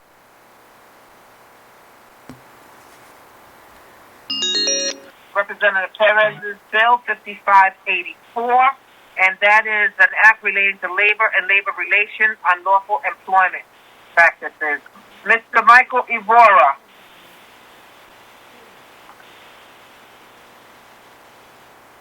Hello? Hello? Hello, Mr. Ivorra. Hello, Madam Chair. It's a pleasure to be here this evening. My name is Michael Ivorra. I'm the Executive Director of the State Commission for Human Rights. Among the laws that the Commission enforces is the Fair Employment Practices Act, which is the subject of 3 bills that I'd like to very quickly offer testimony on. I know the night is getting long, but I thank you and the members of the committee for this opportunity. With respect to 5584, this is a bill that the Commission supports. It would amend the Fair Employment Practices Act to prohibit a prospective employer from inquiring about a prospective employee's wage and salary history before an offer of employment with compensation is made. And by doing that, the bill seeks to address historically disparate pay based on gender by prohibiting past salary or wage history from being factored into a current offer. Thereby, it places all prospective employees on equal footing so that they can be judged solely on the basis of merit and of experience of what is being brought to the table, rather than on what a prior employer was willing to pay them or what that employer could get away with not paying them. So for those reasons, we support this bill. And with your indulgence, Madam Chair, if there are no questions, if I could speak on 2 other bills that I had signed up for. Are there any questions? There are no questions, and please proceed, Mr. Ivorra. Thank you, Madam Chair. The Commission also supports Bill 5852. A couple of individuals have very eloquently spoken in favor of this, so I won't repeat those positions, those arguments in favor. This bill seeks to restore individual liability under the law that we enforce, again, the Fair Employment Law.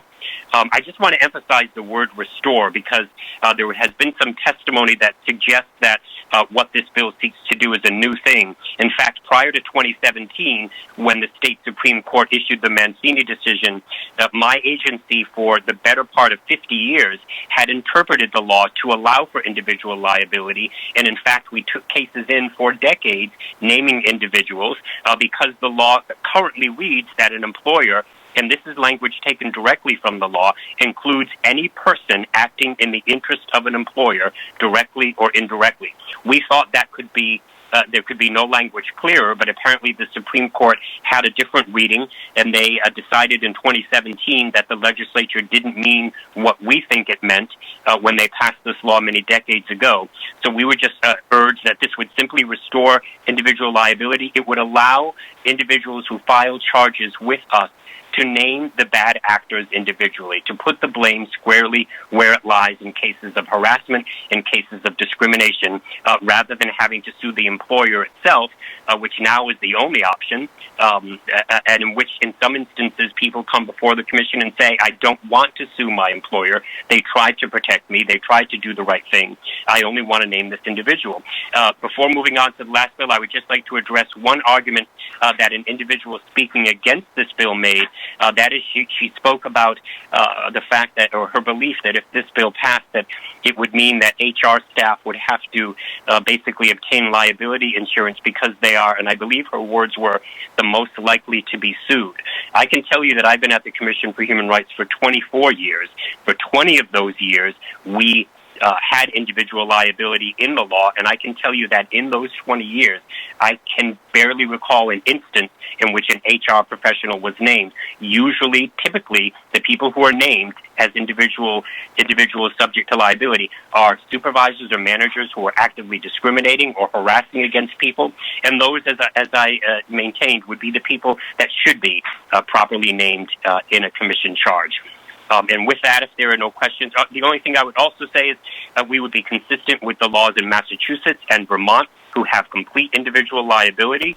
Maine and Connecticut, I just spoke with their directors this past week, and they have individual liability in those instances in which an individual acts outside the scope of their employment, such as a harasser or someone who actively discriminates. So we would be in good company with our fellow New Englanders. This is not anything new, and I urge you to pass this bill.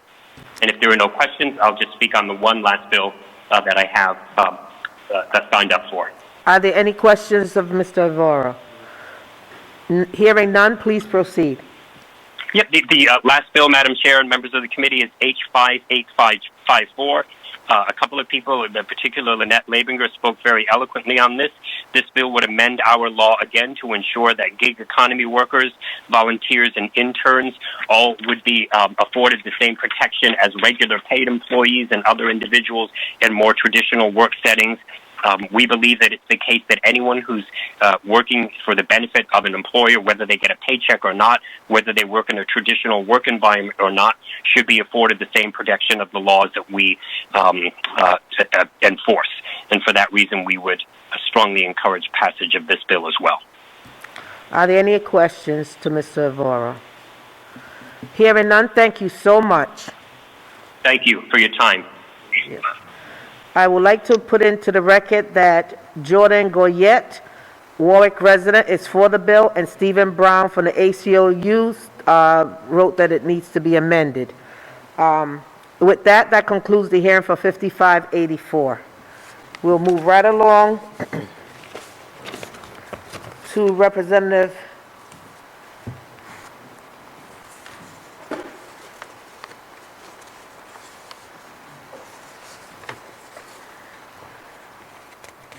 McEntee's Bill 5718, which is a duplicate of Representative Tanzi's 5852, 5853, and we're working that out. So folks have already testified with regard to that, so you can both go up and okay. Mine, Madam Chair. But please proceed. Thank you, Madam Chair. In order to help understand that we both have the same exact bill in, these bills actually came as a result of work that we had done back in 2018 in the wake of the Me Too movement. So the Rhode Island House had a task force at that time that reviewed laws preventing discrimination in the workplace. Membership was broad, and all perspectives were represented by the 11-member board. These three bills that I'm about to go through came out of the task force. And while we know discrimination has been around long before any of these laws were in place, and long before, here we are now in 2021, we're in the wake of the Black Lives Matter movement and the undeniable forms of oppression that people of color endure. And I believe that we can all agree it's long past time to update the statutes that provide protections and offer remedies to those who suffer discrimination in the workplace. So I had handed out, or I'd asked the clerk to hand out on my behalf, the actual chapter that most of the bills that you've heard tonight comes from. And I was doing a little research as to when this chapter was last amended, and I found this so beautiful that this will be the bulk of my testimony tonight.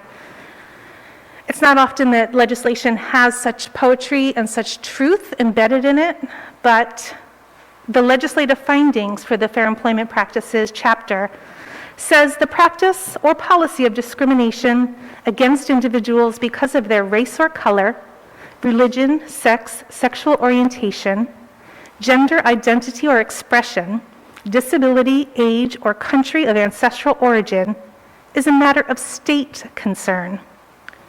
Such discrimination foments domestic strife and unrest, threatens the rights and privileges of the inhabitants of the state, and undermines the foundations of a free, democratic state. The denial of equal employment opportunities because of this discrimination and the consequent failure to utilize the productive capacities of individuals to their fullest extent deprive large segments of the population of earnings necessary to maintain decent standards of living, necessitates the resort to public relief, and intensifies group conflicts, resulting in grave injury to the public safety, health, and welfare. If there isn't something that more aptly describes what we've been undergoing in the last 2 years, I can't think of it, and this is what is written into our law. Out of that came a declaration of policy. It is the public policy of this state to foster the employment of all individuals in this state in accordance with their fullest capacities, regardless of their race or color, religion, sex, sexual orientation, gender identity or expression, disability, age, or country of ancestral origin, and to safeguard their rights to obtain and hold employment without discrimination. The right of all individuals in the state to equal employment opportunities regardless of their protected status is recognized as a civil right. That's what we, as a state, are called to, compelled to protect on behalf of our residents. So I said I was doing some research. This was originally written in 1949, and it was last amended in 2013.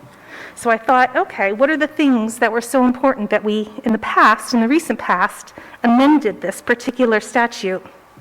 Well, in 2013, we saw fit to amend it to, quote, ban the box. This was preventing employers from asking on an application whether or not someone had been convicted. This is before someone even is offered an interview. That was found to be discrimination and preventing those individuals from their full right to equal employment. In 2009, we added disability in place of the words physical or mental impairment. I would say that that was also a pretty good reason to open up this statute and amend it. In 2002, we said reasonable religious accommodations for employees must be made. And in 2001, we were proudly and amazingly the second state in our nation to add gender identity or expression to our state's protected classes. In case you're wondering, Minnesota was the first. And 20 years later, about a dozen states still do not.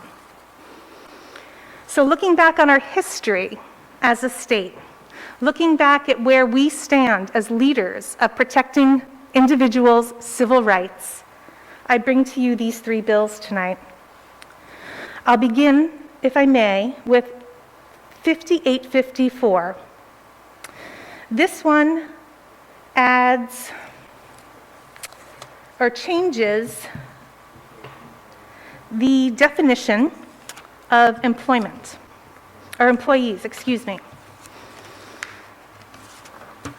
It expands the definition to include apprentices, gig economy workers, volunteers, interns, domestic workers, and the reason with the gig employers that the gig workers rather, that I put this in this year in the state of Rhode Island and across the nation, we determined that those who are in the gig economy are actually deserving of unemployment benefits. So this expansion is now widely recognized, and I think it is time to include it in our monumental changes that I'm proposing to our definition of employees. I'll also point out that domestic workers are added to this because they have been explicitly banned from having the same civil rights protections that the rest of us have for decades. And to me, that's an abomination. We're talking about people who live and work in a person's home. We're talking about people who may be your nanny, your gardener, your cook, who knows. Those types of people, though, who live within your home did not get the protections that they deserve, and this bill will change that. The feds have a limit of 15 employees, so if you have fewer than 15 employees in your employ, according to federal law, those workers have no rights, no civil rights under protection. The state of Rhode Island, again, a leader in civil rights, has changed that to 4. Many states do have it down to 4. I, however, believe that this should be every employee that has these same protections, and in this expanded definition, it will do just that.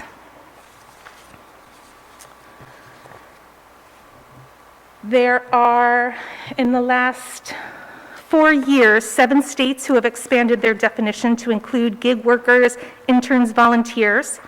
Those are South Dakota, known as a liberal bastion, I'm sure all of you are aware of that, Illinois, Maryland, and New York, Delaware, New York, and Vermont. And in the last 4 years, New York, Illinois, and Maryland have changed their number of employees to any. I can't come up with a single argument as to why anyone who works in a small office or workplace does not deserve the same protections. Madam Chair, I don't know if you want me to pause at this point for questions or to introduce all three and I have will open- ask if anybody has any questions. If not, hearing none, you can continue. Thank you, Madam Chair. The second bill that Representative McEntee and I have introduced is 5853. This one is commonly referred to as the Non-Disclosure, Non-Disparagement Agreement.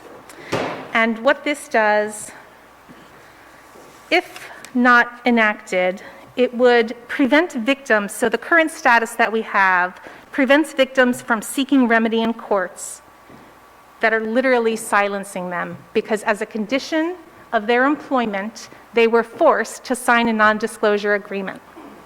Now think about that.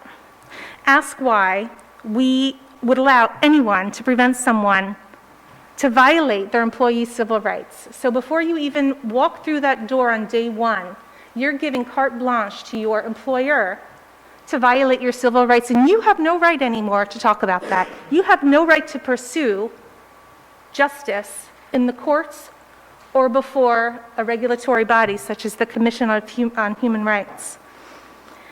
This creates transparency for something no one thought would be used to shield abusers. And it puts guardrails on a tool that still has a useful purpose, the non-disclosure agreement, when entered into willingly.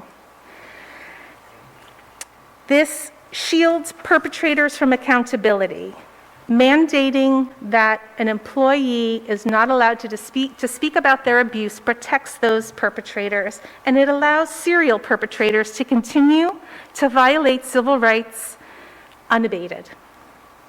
16 states have included NDAs or banned NDAs as a condition of employment. Everyone ranking from Washington, Texas, New York. Texas is a non-disparagement clause, I will say, not a non-disclosure. Texas, Hawaii, New Mexico, there's 16 states altogether, a wide variety, obviously. And then in July of 2019, there was a poll that was done that showed 80% of Americans, broad across both Democrats, independents, and Republicans, actually independents even more strongly than Democrats, that 80% support ending employer-imposed secrecy about harassment. This bill would create transparency and put guardrails in place where there are none. And I just want to be very clear that this does not impact trade secrets or proprietary information. This will only prevent illegal violations of individual civil rights to remain silent and undisclosed. I don't know if there are any questions about this bill. Are there any questions with regard to this bill to Representative Tansey? No, proceed. All right, thank you. And the last one I refer to as the Mancini fix, which would restore individual liability. So as Michael Ivora and Lynette Labinger had described earlier, this was a 2017 Supreme Court decision that took away decades of precedent for showing that individual liability is key to preventing harassment and discrimination in the workplace. Mr. Ivora stated that all of our neighboring states currently have this ability, and that with decades of this practice of allowing for individual liability behind us, this law worked as originally interpreted, and those who needed to be held accountable, those who were actually responsible for the harassment and discrimination, were held accountable. The Supreme Court decision came out of nowhere. It was truly shocking, and it is something that, as we experienced during our sexual harassment training just last week, the person who was providing the training said that her Christmas present, her wish for her birthday each year, is that the Mancini fix is enacted. This has tilted the playing field in favor of the abusers and those who harass and discriminate, and it has hurt employers because it has made them solely responsible for the actions of their employee, who oftentimes they are not even aware of the extent of the abuse and may have tried to prevent it from happening. This seems to be a surefire way to guarantee perpetrators continue to act with impunity by keeping it in place. So I ask you all to consider fixing the Mancini decision issue. Happy to take any questions. Are there any questions to Representative Tanzi? Hearing none, thank you very much, Representative. Representative McEntee, would you like to say something with regards to your bill, please?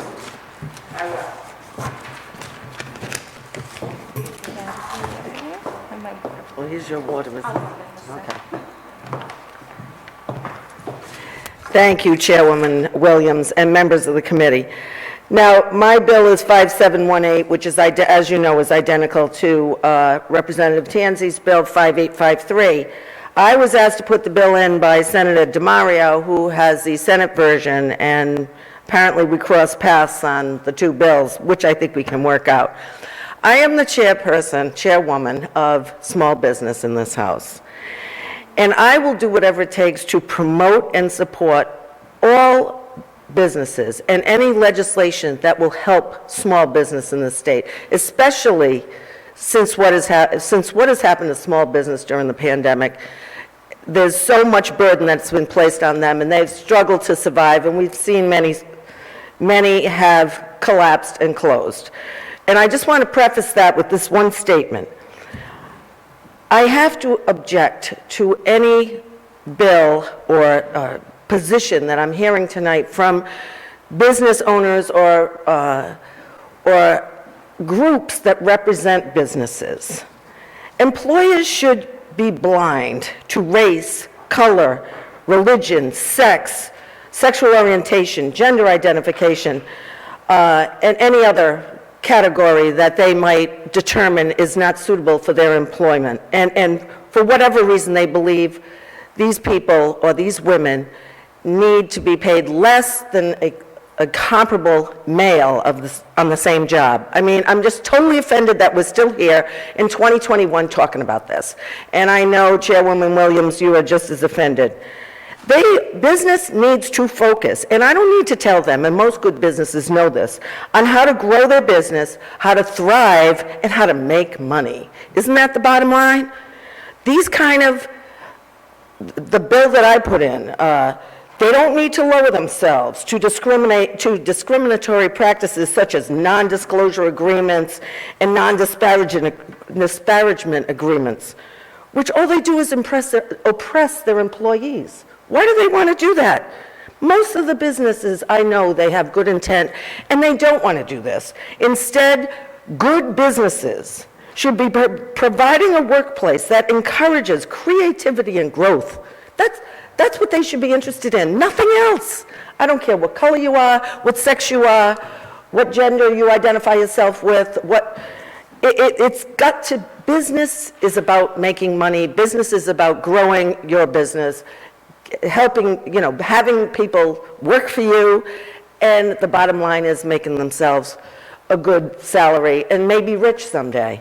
So why do we have organizations fighting us? I don't know, because that isn't what running a business should be about. It should be about getting the best employee at the same wage, no matter what you look like or what what color you are, what religion you are. You want the best employee, you pay them exactly what you'll pay the other employee who does the same job for you. And that's how you get good, qualified employees who will do a great job for you, and they will be creative, and they will help your business grow. All this other stuff is nonsense.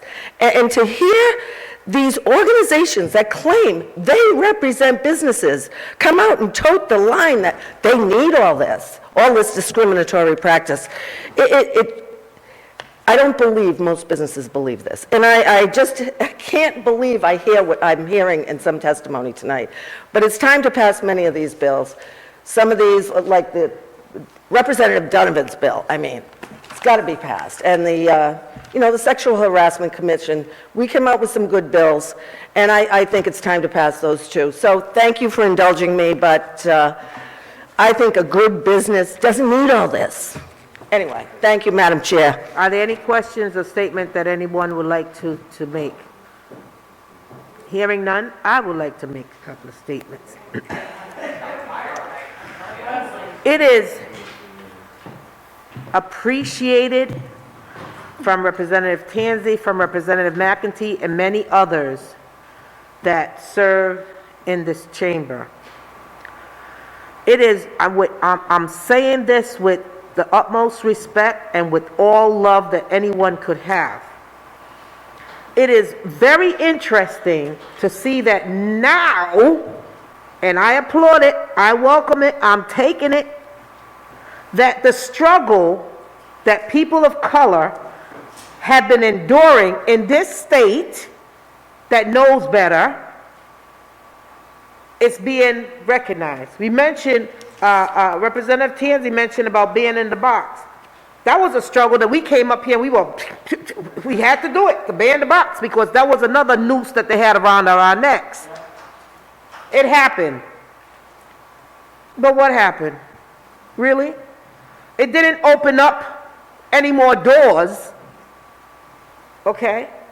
So it seems like, and it doesn't necessarily means like,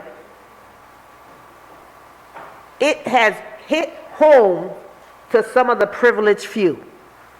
And I mean that with respect, because now it is a conversation that folks are having, that they're noticing that this is not a good thing, that it is wrong, and it needs to be changed, and it needs to be addressed.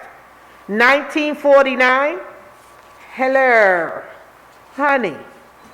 It's longer than 1949. They had to cover their behinds and came up with something and then be in the box. Look, they had us in a box. Now we're taking down the walls. But where are we going to go if you're not still allowing us to do what we know we can do? We have proved it. Look at this building. Who put this up here?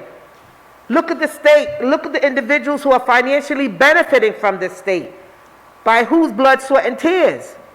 It is in fashion now. And like I said, honey, in many instances, one size does not fit all. But I'm telling you tonight, these pieces of legislation is a nice fit. I welcome them. I'm glad they're on here, and I'm glad that it's not us, people that look like me, that's talking about it only. So their people are listening and hearing. They're not just saying, oh, it's them crying or them hollering again. These are individuals that, ooh, they had their aha moments, and they're now sharing it, and people are listening, and now they're noticing that it's an unfair situation, because in many instances the children are grown, they got empty nests, and the mama is definitely ready to go out there. Well, many of our homes may be empty nested, but they still coming back because they have no other choice. So our situation didn't change. But like I said again, repeating myself, I'm welcoming all this love, baby. It may not be all directed for us to our benefit, but we are in line for it, because we've been fighting this fight for a long time, and nobody's going to snatch it up and claim it. If we're going to win it, we're going to win it together, because the struggle is real. It is now being talked about. And I'm glad that people are ready to get comfortable being uncomfortable, because the fact is, it is real And now it's not only affecting us, people of color, but it's affecting all Rhode Islanders that are here in one way or another. So we have an audience, and I'm proud to be part of the voices that's making and bringing this issue to light. So that's my 10 cent and the 25 cent this evening on this bill. Thank you, ladies, for your work and the information that you provided. Touche, baby. Hello. Next we have on the bills is Tracy Ramos.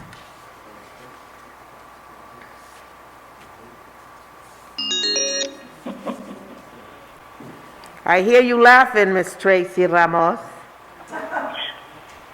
Good morning. Good evening, Chairwoman. Thank you so much, members of the House Labor Committee. My name is Tracy Ramos. I live in House District 69. Susan Donovan is my rep. I'm testifying in support of 5852, 5853, and 5854, and I want to thank the representatives who brought these bills forward. I'm so inspired by the testimony of these reps, and I'm so grateful for all of you, Chairwoman, and everybody who's been fighting these fights. As you know, these bills are designed to strengthen anti-discrimination protections for Rhode Island's workers. The current pandemic has highlighted how critical the need is for additional worker protections. Each of these bills provides protections that are needed not only during a global crisis, but as we as a state seek to grow and strengthen our economy. Ensuring individual responsibility for perpetrators of discrimination will not only serve as a deterrent to such discrimination occurring, but will also provide victims the kind of relief they need to seek justice. All reasonable remedies must be made available to victims of workplace discrimination, and this bill would ensure that those responsible for illegal acts would be held liable. Requiring employees to sign an NDA that prohibits them from speaking about an illegal act is, of course, of no benefit to the worker. The General Assembly can protect against this potential abuse of power by simply prohibiting it. Better, I'd say, for an employer to focus on eradicating discrimination than on silencing victims of discrimination. Finally, it makes little sense to not have all workers protected under Rhode Island's employment laws, particularly as they relate to discrimination. A contract employee or an employee of a small company is no less likely to be subjected to discrimination than an employee of a large firm. Therefore, I urge passage of these bills. Are there any questions? Thank you very much, Ms. Ramos. Thank you, Chairwoman. I would like the record to reflect on 5718 that Michael Ivora of the Rhode Island Commission on Human Rights is for the bill. Alan Krinsky, Economic Institute, for the bill. Lynette Forey Menard, Northern Rhode Island Chamber of Commerce, opposes the bill. Jordan Goyette, Warwick resident, for the bill. Stephen Brown, ACLU, for the bill. Rhode Island Treasurer Magazina, for the bill. Bill 5852, Kelly Nevins, Executive Director, Women's Fund, for the bill. Benjamin Branchard, Carpenters Union 330, for the bill. Jordan Goyette, Warwick resident, for the bill. Stephen Brown, ACLU, for the bill. Rhode Island Treasurer Seth Magazina, for the bill. Tracy Ramos, Bristol resident, for the bill. M. Zachary Mazzara, Rhode Island Working Family, for the bill. 5853, Kelly Nevins, Women's Fund, for the bill. Michael Ivora, Rhode Island Commission on Human Rights, for the bill. Hillary Livy Friedman, Rhode Island Now, for the bill. Alan Krinsky, the Economic Institute, for the bill. Benjamin Brochard, Carpenter Union 330, for the bill. Lynette Ferry Menard, Northern Rhode Island Chamber of Commerce, opposes the bill. Jordan Goyette, Warwick resident, for the bill. Stephen Brown, ACLU, for the bill. Rhode Island Treasurer Seth Magazina, for the bill. Tracy Ramos, Bristol resident, for the bill.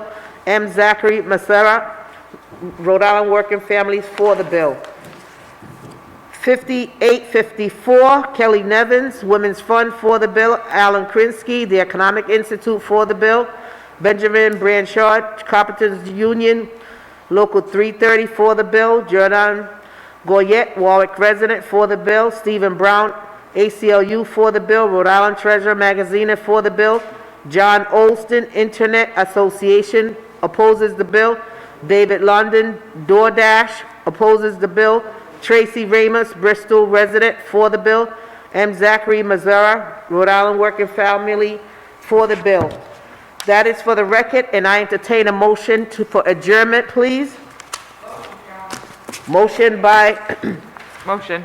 Madame Whip, You got it. second Vice Chair Azate, and everybody, I'm sure, would not oppose. I thank you, and I hope you all have a good evening.